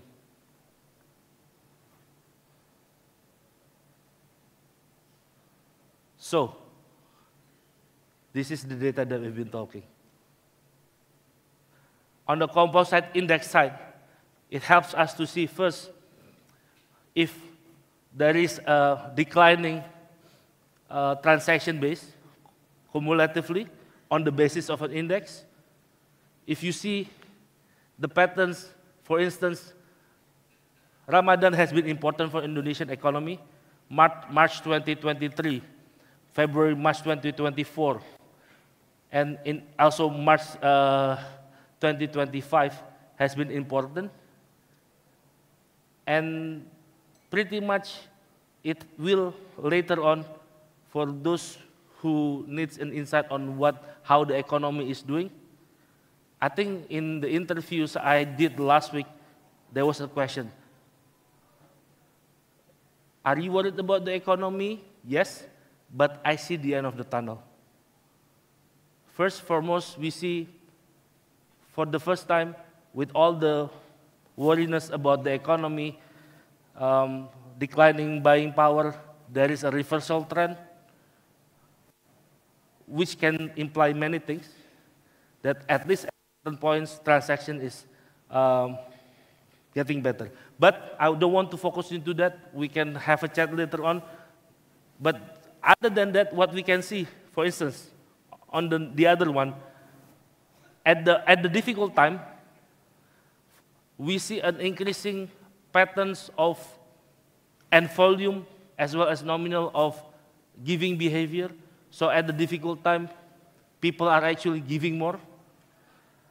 So if you look into the pattern itself in terms of amount, index of the amount itself, March 2023, 2024, Ramadan boost around, we can say on an average basis double, but this year Ramadan quadruple.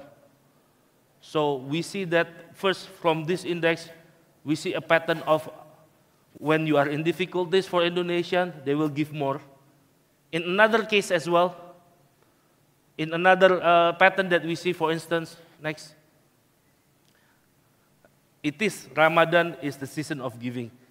We see a jump in cash withdrawal, especially on this year. So what happened is that it gives us an indication that Indonesian is actually really social-oriented. Next. Our data, when we look into how the pattern goes, for instance, one of the sector that remains resilient is actually education.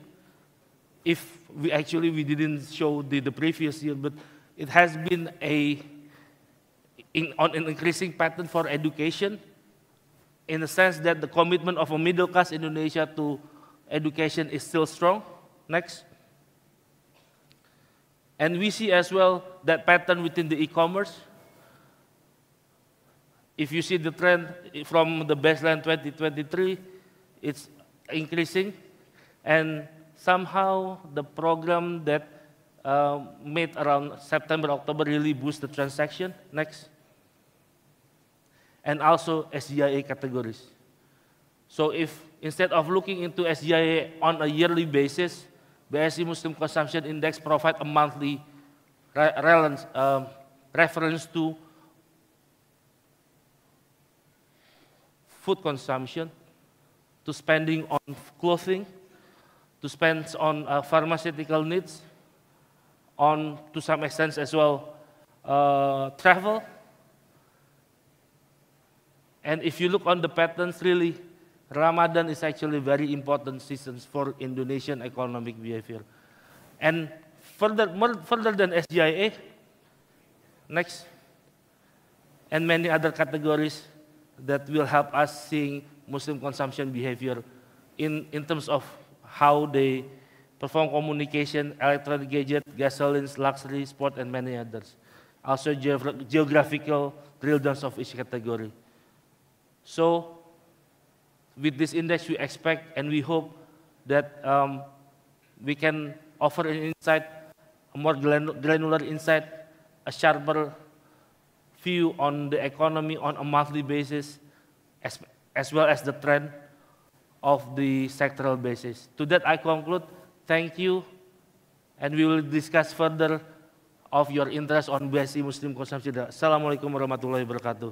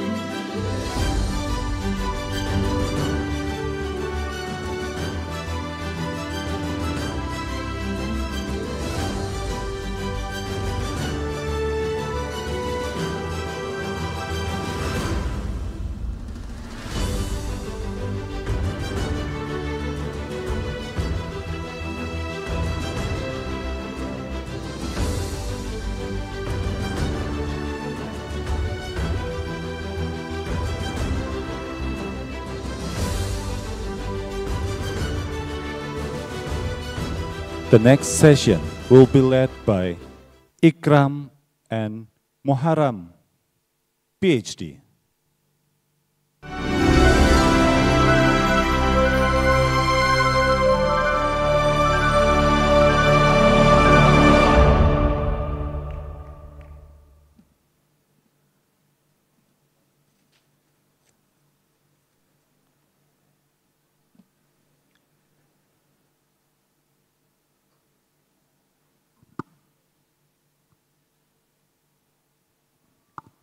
Is it me that have to invite Prof. Habib Ahmed here? So please welcome and give a big applause to him. I'm sorry, because I thought there will be a sound.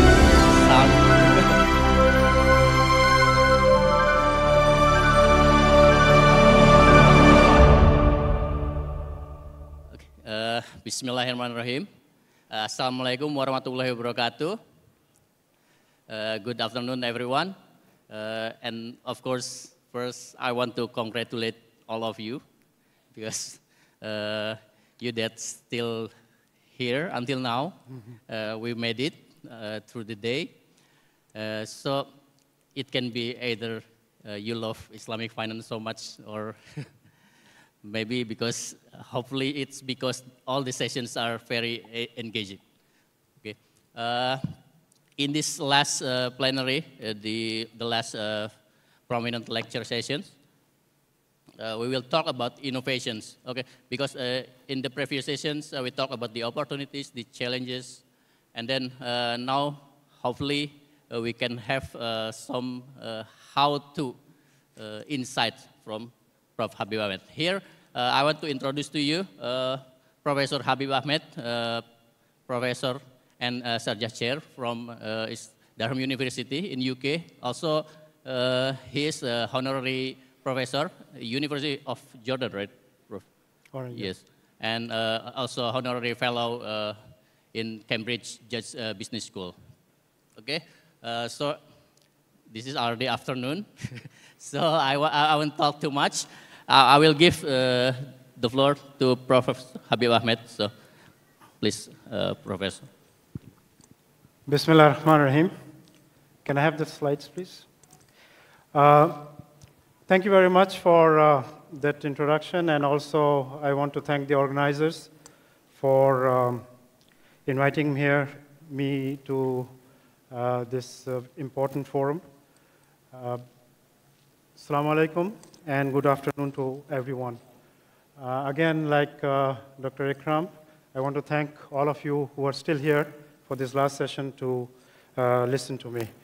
I'll be talking about innovation in Islamic banks and its contribution to business and economic growth. The things I'll cover in this 25 minutes or so I have is I'll introduce you to what innovation is. Most of you know what innovation is, but I'll look at it from a global perspective.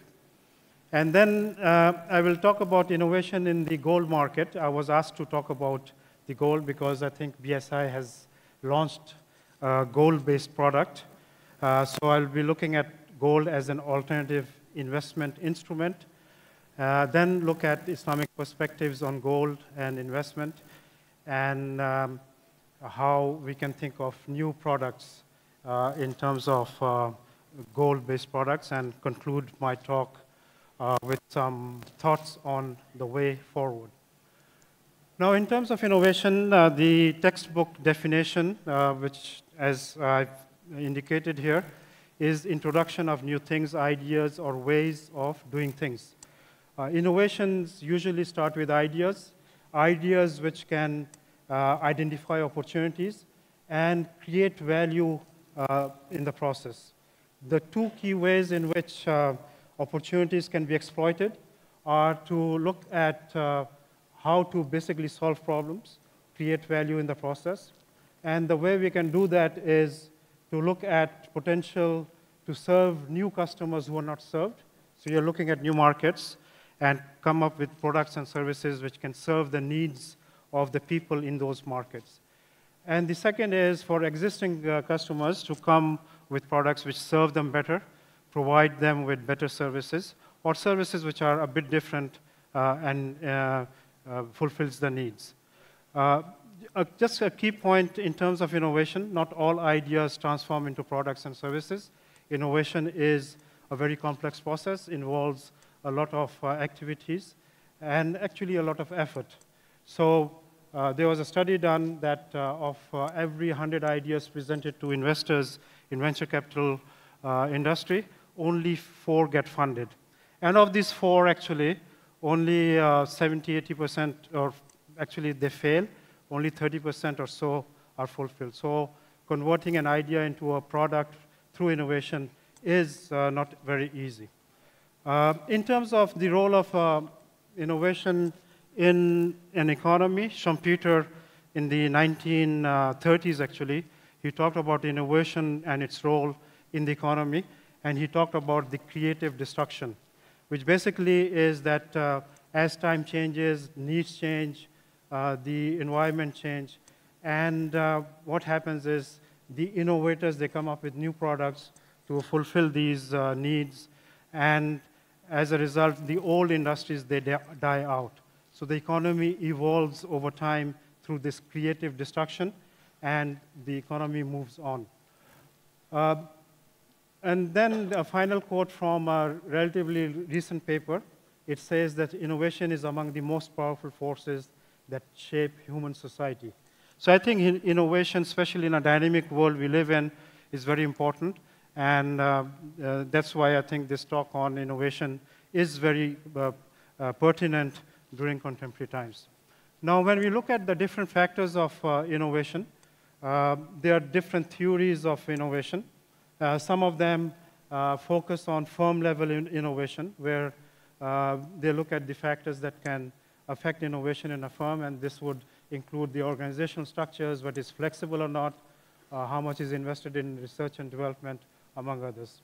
There's another perspective of innovation which looks at culture, and this is both culture at the organization level and also at the level of the economy or the society.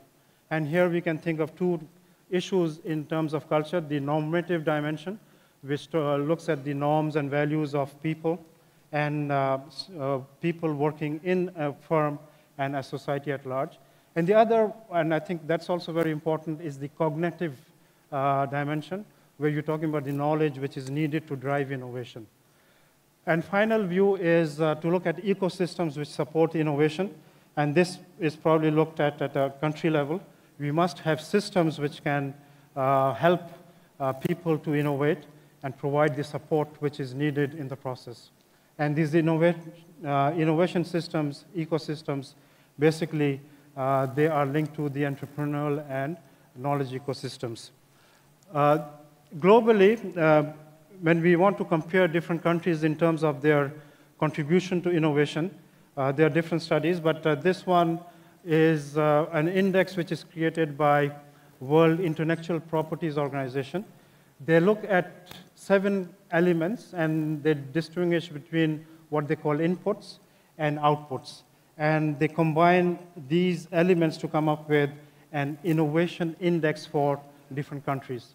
As you see, the inputs are institutions, which will be the regulatory, legal environment. Human capital and research is a very important input in innovation. The infrastructure in terms of ICT, the electricity and other things, these are the infrastructure-related issues. The market sophistication and the business sophistication, these are the key inputs which go into innovation as an ecosystem. And the outputs which are measured in this index are basically 2, knowledge and technology outputs. And this would include how much knowledge, new knowledge is created, what is the impact of this knowledge, and how it is distributed within societies. And the other output is creative outputs. Now, if you look at the Global Innovation Index for different countries, these are the top countries in terms of the Global Innovation Index. Switzerland is the top, and the United Kingdom, as you see, is number 5. Now, what is interesting for us is the world average for 133 countries in this index. It is 31.4. OIC average in these 133 countries, there are 37 OIC member countries, and as you see, their average is only 23, which is actually very low compared to even the world average. And then I have looked at, within the OIC member countries, the Muslim countries, the highest performing country in the innovation index is UAE, which is a score of 42 and a ranking of 32. And then you have Malaysia as the second ranking Muslim country. And I've also put Indonesia there, which has an overall global innovation index of 30.6, which is better than the OIC average, but as you see, it's a little bit lower than the global average. Now, if we try to understand the innovation status, we can look at some inputs, just a sample of inputs. They use a lot of inputs to come up with this index. One key index or variable which is used in the innovation index is research and development expenditure as a percentage of GDP. And this is, as you see, the world average is 2.4%. The high income average is 2.7%. The highest research and development expenditure as a percentage of GDP is actually, Israel has it at 5.3%. When you come to OIC member countries, a sample of 24 OIC member countries, they only spend 0.4% in R&D as a percent of GDP, and Indonesia is actually 0.26%. Another index is basically researchers in R&D per million people. And again, I've picked up some countries, Korea in the region. As you see, there are 8,000 plus researchers per million. Then you have these different global averages. The world average of researchers in R&D per million, the world average is 1,520. OIC average is 744, and Indonesia is 336. So these indicators indicate that the inputs which are required in innovation, they are relatively poor in OIC member countries. And as a result, we see that the innovation outputs, one of the key outputs we can measure innovation is the patent applications globally. And this is taken from 2023. We see that USA, of course, being the largest economy, has the largest number of patent applications in 2023. And the total patent applications globally in 2023 was 3.5 million. Now, it's interesting that 50 countries of OIC, the total patent applications of 50 countries is less than just UK, one country, which had 48,000 patent applications, whereas 50 countries in OIC had 35,000 patent applications. And then we look at some specific countries within OIC. Turkey scores the best with 10,000 patent applications, and we see that Indonesia is, in terms of patent applications, at a low number of 1,727. If you consider the population of Indonesia compared to, say, Turkey or Iran or Saudi Arabia, I think that's not a very good number when it comes to innovation index. Okay, given this background, now we can go into the financial sector. We know that the key function of the financial sector is to basically facilitate allocation and deployment of economic resources, both spatially and across time, in an uncertain environment. This is, as you see, a quote from Merton in 1992. The key thing about financial innovation is the creation of new financial products, processes, markets, and institutions that facilitate the financial intermediation. And when we talk about the financial intermediation, we're talking about the key functions which the financial sector performs in the economy. These would be mainly the payment systems, mobilizing resources and asset management for savings, for example, and then allocating this capital and financing to different heads. It can be for the productive sector or the household sector for consumption. And another key purpose of the financial sector is to manage risks. Now, in performing these functions, the financial sector, it has some frictions it has to overcome. These are the information frictions, the asymmetric information problem we talk about. There are issues related to production of goods and services. You need offices, you need people who can produce the goods and services. and then this has to be distributed to people, your customers. So if the frictions are not resolved, the implications is that you'll not be able to serve all the people, so there will be financial exclusion. The costs of delivery will be high, and also there will be lack of products and choices for consumers. So the role of innovation is basically to solve this problem, to mitigate the friction so that all of these services can be provided to people, promote financial inclusion, increase the efficiency, and increase the products and satisfy the needs, and in the process, basically promote growth. Now, I just want to make a point, not all innovations are beneficial. And there are actually a lot of examples in financial innovation, especially like derivatives and other things which can have a lot of risks and may not benefit the society. So moving on to the next part, as I said, I was asked to talk on gold. So when you look at the gold, actually the infrastructure or the value chain, it is a very complex value chain. This is taken from the World Gold Council webpage, and it's actually used a lot when you talk about gold. On the left side, you have the supply side of gold, and on the right side of the slide, you have the demand side. So what I've done is, in the next couple of slides, look at the supply side and demand side, so we have an understanding of the gold value chain in terms of the activities and the outputs and the stakeholders involved in the gold value chain. So when you're talking about the supply side activities, we're talking about exploration, production, refining, and the trades, finally selling the bullion to the customers.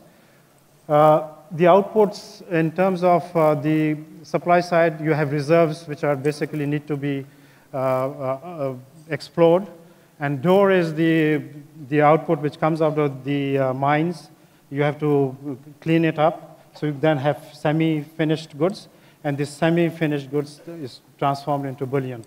And the stakeholders involved in the supply chain are exploration and mining companies, the mining companies and the refiners and smelters.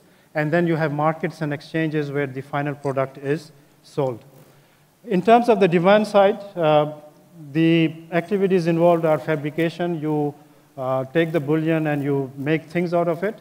Then you have to distribute it. It is used by customers, and a part of it is recycled. And the outputs in the demand side will be jewelry, the products used in the technology sector. Actually, gold is used in a lot of high-tech industries. And then we're talking about bars and coins, which are used for investment purposes. And then we have financial products and scrap, which is used basically as recycling. And the stakeholders, of course, are the jewelers who sell the jewelry. You have consumers who use these jewelry. Financial institutions and exchanges, they are helping customers to invest in different products. So you have investors. Central banks are very important players in the gold market because they use gold as reserves to issue currencies, for example. And finally, pawn shops and scrap dealers, they are the entities which basically do the recycling of the gold. This is to just give you an idea in terms of the total gold demand. And as you see, this is a 10-year average over 10 years, 2013 to 2022. The total, on the average, yearly demand is 4,600 tons of gold. And of this, as we see, most of it is used in jewelry, almost 52%. And then 8% is used in technology industries. Bars and coins constitute another 26%, and a lot of these are kept for investments. And then financial products is only 2%. And then we have the central banks, which have basically 13% of the reserves with them. In terms of gold production, not all countries produce gold, but Indonesia is actually one of the countries which produces a significant amount of gold. The total reserves which Indonesia has, according to Statistica, this site, 22,600 metric tons, but the average, as you see, exploration or the extraction of gold varies over the time, and in 2022, 85 tons of gold basically was extracted in Indonesia. So Indonesia is a key player in the gold extraction supply chain. Not, as I said, not too many countries have that luxury. And I think Indonesia produces around 4% of the total gold globally.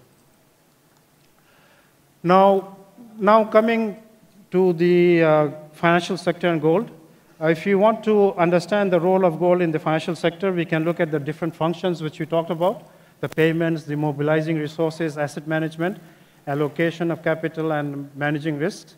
And we can see that gold can play a part in all of these.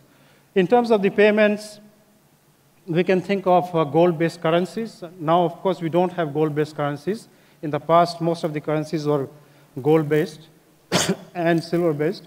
But nowadays, we have these new gold-based cryptocurrencies which are out there. And there's, as you know, also discussion about gold dinar to revive this idea of gold dinar. In terms of mobilizing resources, there are two key products, gold-based savings accounts, which can be physical gold-based bars and coins, or they can be digital or what we call gold certificates. So you don't really possess them physically, but you have ownership of the gold. And the other type of product in the mobilizing resources asset management is gold-based investment products, which is gold-based financial products like ETFs and funds, which invest in gold directly. And also you can invest in gold-based companies like mining golds, companies which mine gold and other things. In terms of allocating capital, we can think of financing entities in the value chain. So companies which are mining, exploring, refiners of gold, fabrication, and on the retail side, you can have wholesale and retailers. All of these may need funding, and the financial sector can provide that funding to support the gold value chain.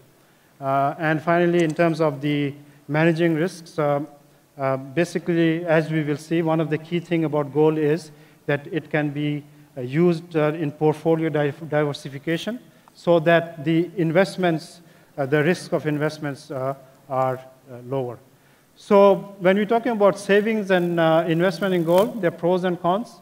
The first pros is that it protects you against market downturns, and as we will see in numbers, it's relatively stable and safe, and then it's good for diversification. Another thing is gold is one of those assets which is very liquid. You can sell it and get cash. In terms of the cons, they do not generate any income. It's a dead asset. It's not like a stock which gives you dividends, or if it's a sukuk, you get returns. There are extra costs in terms of storage, transportation, insurance costs. And also there is high premiums when you buy and sell. There's a spot rate, and then the bid-ask prices are different. So if you are selling gold, you sell it at a lower price than the market rate, and when you're buying gold, you usually buy it at the higher price than the market rate. Given this background, let me move on to the Islamic part. This slide basically summarizes what Islamic economics and finance worldview is. As we know, Islamic economics is a financial system, an economic system which is based on Sharia and fiqh. The Sharia being the Quran and Sunnah, and fiqh being the interpretation of Quran and Sunnah by the scholars. Actually, it is the fiqh which governs most of the Islamic finance. The overall purpose of Sharia, some scholars say that if you want to summarize what Sharia is about, it can be summarized in one maxim, and this is the overall objective of Sharia is to realize human well-being, the maslahah, and prevent harm. So Sharia is there, basically the key role is to enhance the welfare and mitigate the harms. And then Sharia has legal principles and ethical values so that we can achieve this maslahah. The legal framework is basically based on the principle of permissibility, which basically says everything is permissible except what is prohibited by Sharia. And these prohibitions are actually very few. So when you're looking at different sectors, some sectors like pork and wine and gambling, for example, these are the sectors which are excluded, these are prohibited. Once you exclude these sectors, we are left with the halal economy. In terms of the transactions, there are two key prohibitions, the riba and gharar. And gharar would also include, for example, gambling. Once you avoid these prohibitions, we come up with the Islamic financial system. And then, of course, we have the ethics. We cannot forget the ethics of it, because ethics is also a very important part. And when we're talking about the ethics, we're talking about at the individual level, we are supposed to be the vicegerent or the khalifa, and that would make us behave differently in terms of being a homo Islamicus, as we say in Islamic economics. And then there's maqasid al-sharia, and then legal maxims, which give us more ethical values and principles which guide the economy and the financial sector. So one slide summary of the global Islamic system. Now let's come to the gold. When you're talking about Islamic perspectives of gold, historically we know that the money was in gold dinars and silver dirhams. That was not only in the Islamic world, that was the case for most of the world until actually 1970s. Money was backed by gold and silver. The functions of money in Islam is similar to that we learn in economics. It's a medium of exchange, unit of account, and store of value. But this store of value is basically for the short and medium term, so that you can postpone your purchasing power, and that money should have that property. Now, since gold was money, from a fiqh point of view, or from a Sharia point of view, the rules of sarf, which basically relates to the rule of riba, they apply to gold. And as I've quoted here from Ibn Taymiyyah, dirhams and dinars, money is not something we consume. It is held for transactions. And basically, we cannot benefit from, we cannot consume it like food or wear it like clothes. It is something we use to buy other goods and services. Now, in terms of the gold as an alternative asset, investment asset, it's a relatively new concept. I mean, in the past, people used to have jewelry and other things and use it in case of emergencies. But as an investment, instrument, this is a relatively new innovation. Now, just a few points in terms of the Sharia perspective on gold. This is, as you see, taken from the Sharia standards of IOFI. You can have investments in gold. So if you're talking about a musharaka or a mudaraba or wakala contract, you can put in the capital in terms of gold. The key thing here is when you're putting the capital, it has to be valued at the point when the investment is made. Similarly, it's permissible to distribute the profit in gold. Again, when you're distributing the profit in gold, you convert the money into gold at the date when the transaction takes place. And also, it is permissible for the parties to redeem the capital in gold. The key thing here is because of the rule of the sarf, it has to be done on a spot price. Similarly, you can have a security, gold as a pledge. That means you can use it as a collateral. And also you can have deposits in gold.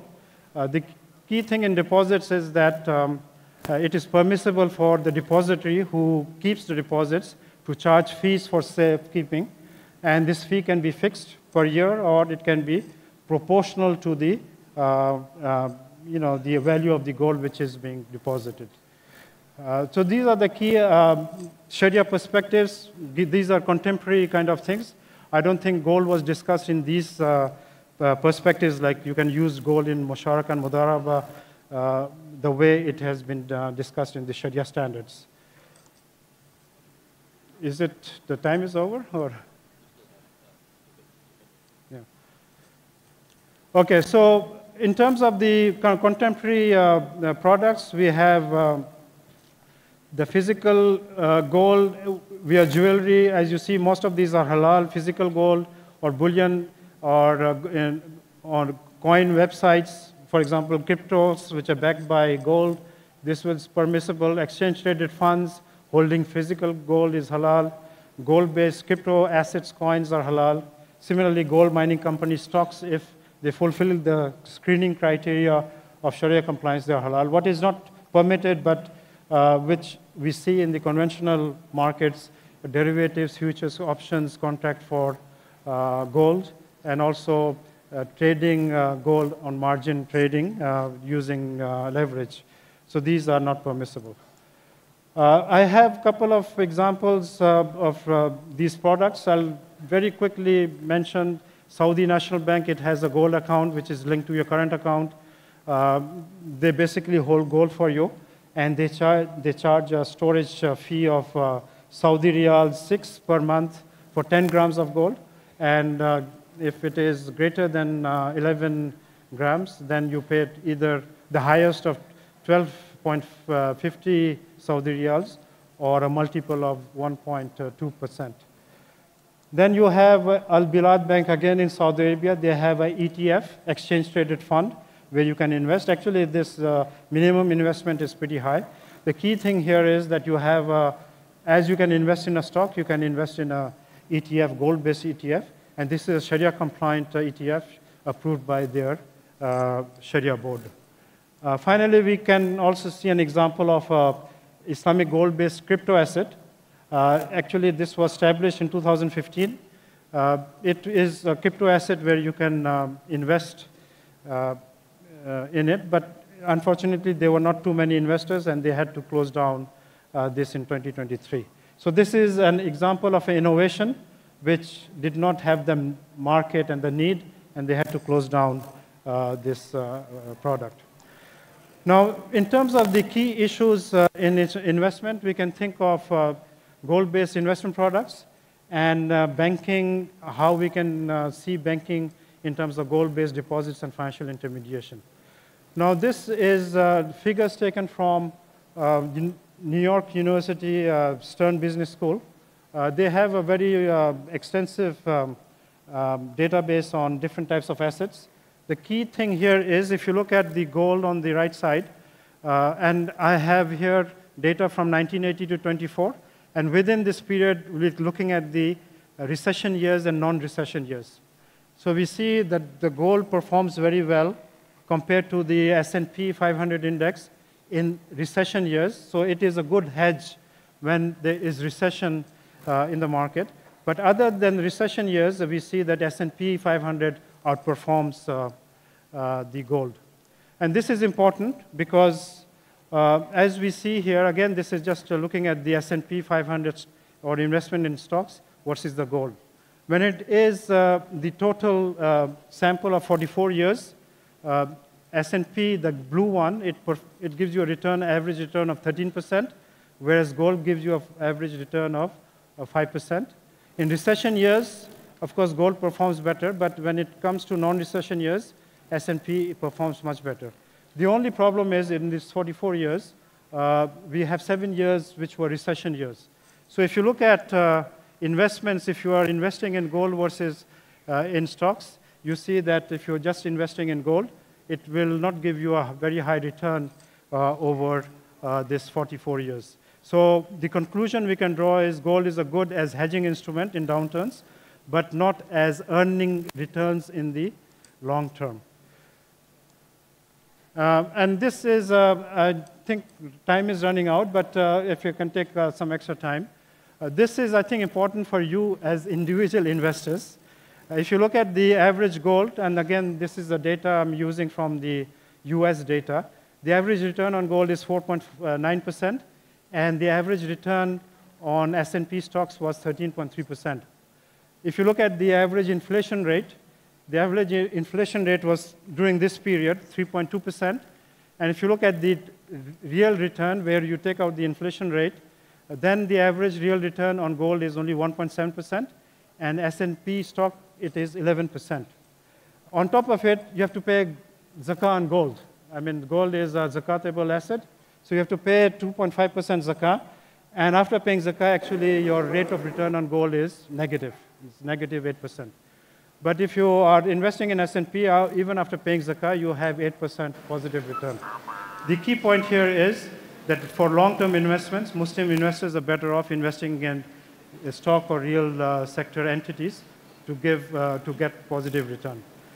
And to understand how the Islamic banking sector, BSI kind of institution, they can help people to invest in gold in the right way, we can look at the financial intermediation function of a bank. where the deposits are converted into financing. And in terms of financing, the Islamic banks can help the gold value chain, basically financing companies in terms of companies which deal with different aspects of the value chain. Now, if you have gold accounts versus deposits, one of the key constraints of the gold account is that gold account cannot be used for financing because it's in gold. It's not liquid. A large portion of gold accounts compared to the deposits implies the bank will have less money for financial intermediation. So one of the ways in which we can think of transforming this gold in a banking framework is to think of indirectly we can use gold as a collateral and give financing to individuals and SMEs who have gold accounts. And this can be done in a very quick way because you have the collateral with you in the gold account, and you can basically process the financing in a very rapidly. The other way is basically to innovate ways in which gold accounts can be transformed into profit-sharing investment accounts. And in this slide, I have in non-recession periods, as we discussed, in non-recession periods, the returns on the real economy is much higher than the gold returns. So you can convert the gold account into a profit-sharing investment account, which is used for financing, and you get a profit share. So you're basically converting a dead asset, gold, which does not give you a return, into an asset which gives you returns. And of course, one way to get the returns would be to, when you get the returns, you convert it into gold, so that can be structured as a product. But in recession years, then you can convert the PSIA, your profit-sharing investment accounts, into gold account, because as we saw, in recession years, you can actually get a higher return on gold. Now, these are a couple of slides, and I'll end with that.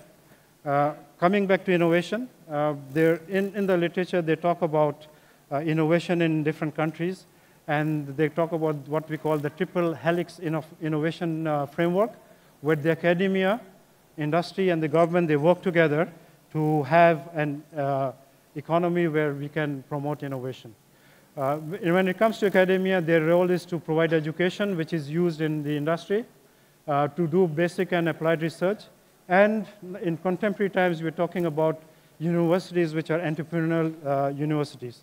Universities, unfortunately, they are structured in a way to feed, make workers in an industrial framework. But I think we have to think of universities which can promote entrepreneurship and innovation. When it comes to industry, they use this knowledge and skills which the academia provides to produce goods and services. There has to be, in contemporary times, most of the industries, they have to invest in business innovation, which would require investment in research and development. And government also has a very important role to play. The public policy and regulations, a lot of countries have national innovation strategies and policies. And also one of the key roles of the government is to invest in R&D. The last slide I have here is basically showing what are the capitals we need to have an innovative economy and society. First capital, of course, we need is financial capital. And this is taken from USA. As you see, the total investment in R&D in USA in 2022 was 3.46% of GDP. And of this $880 billion, 39% came from the federal government funding, and 2.4% non-federal government funding.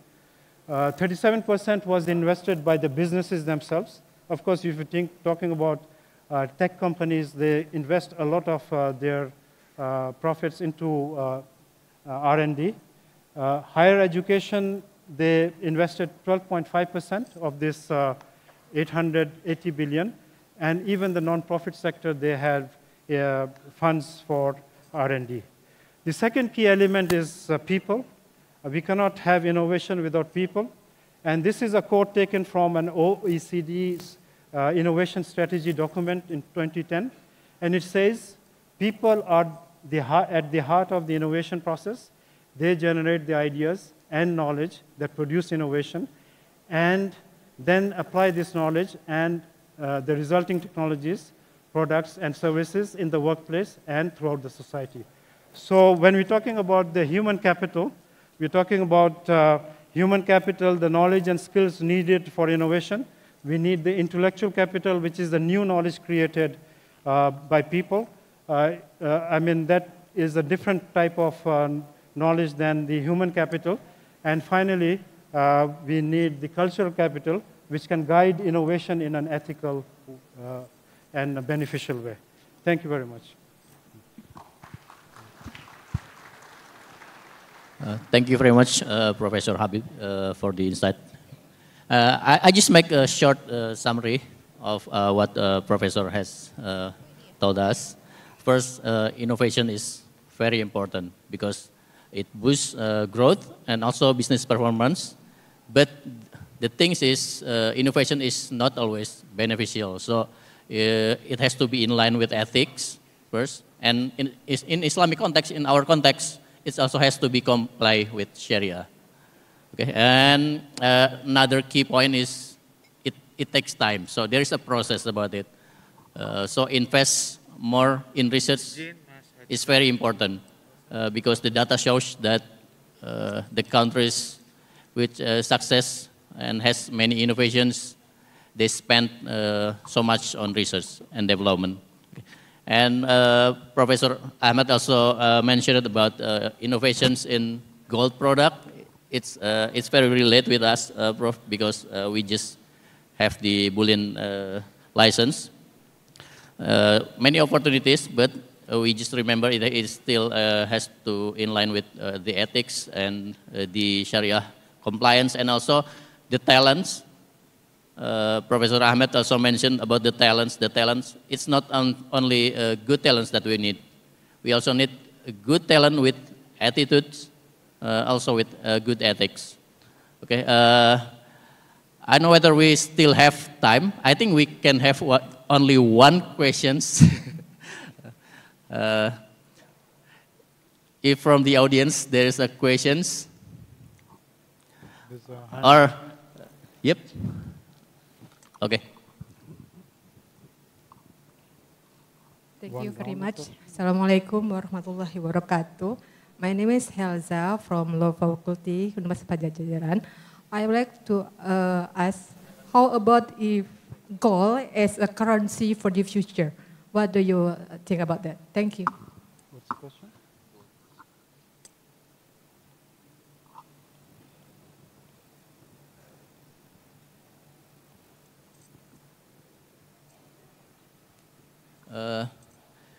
Maybe we can have, you want to answer first? Or?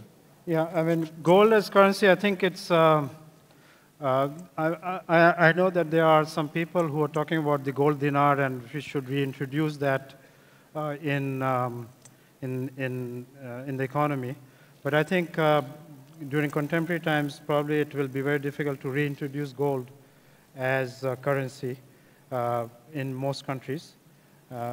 And the key thing is that if we think of fiat money, from a Sharia point of view, OIC Fiqh Academy, they have made a ruling that this is a legitimate currency. But the key thing is that it has to be managed in a way so that it does not create inflation. That is more about how to do the governance and management of monetary policy.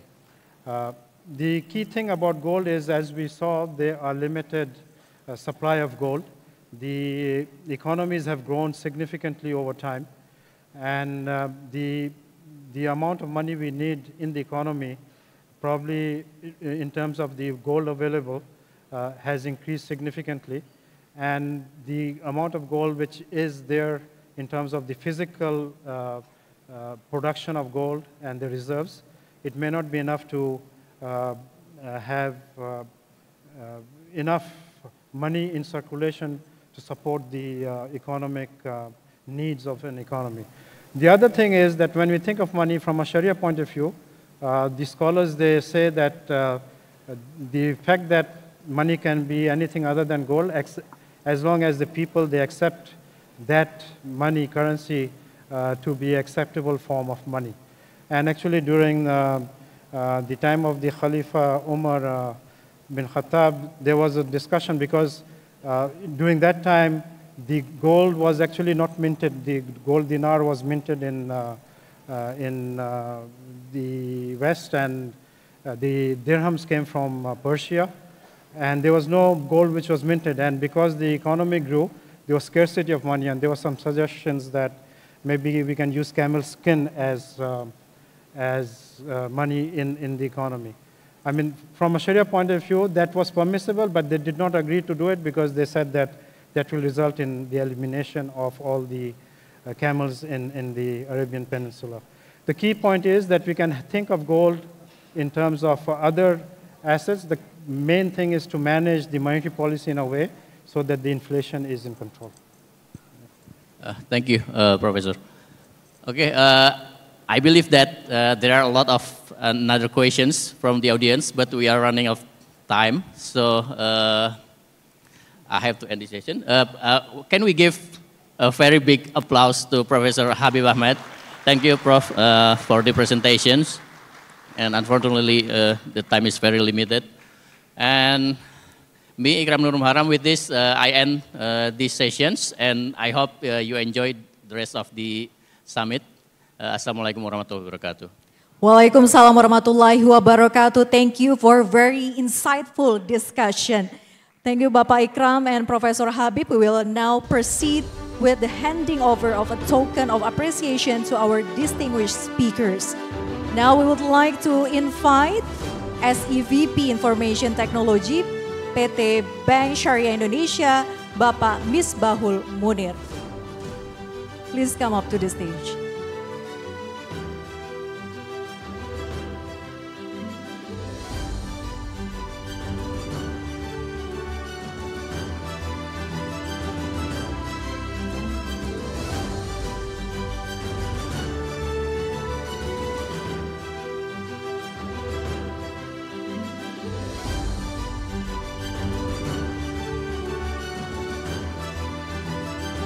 All right.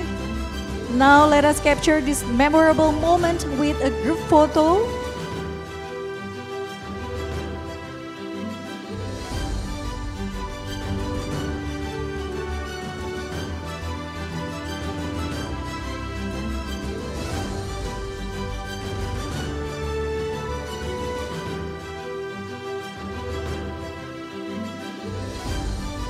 All right, kindly offer your best smiles as our photographers take the picture. Okay, thank you so much all. All right, ladies and gentlemen, let us give a big round of applause.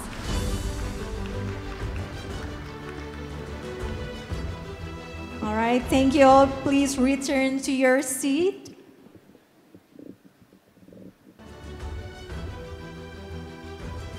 So now, ladies and gentlemen, we have successfully gone through the entire official program of BSI GIFS 2025 today, filled with inspiration and enthusiasm. However, the excitement is not over yet.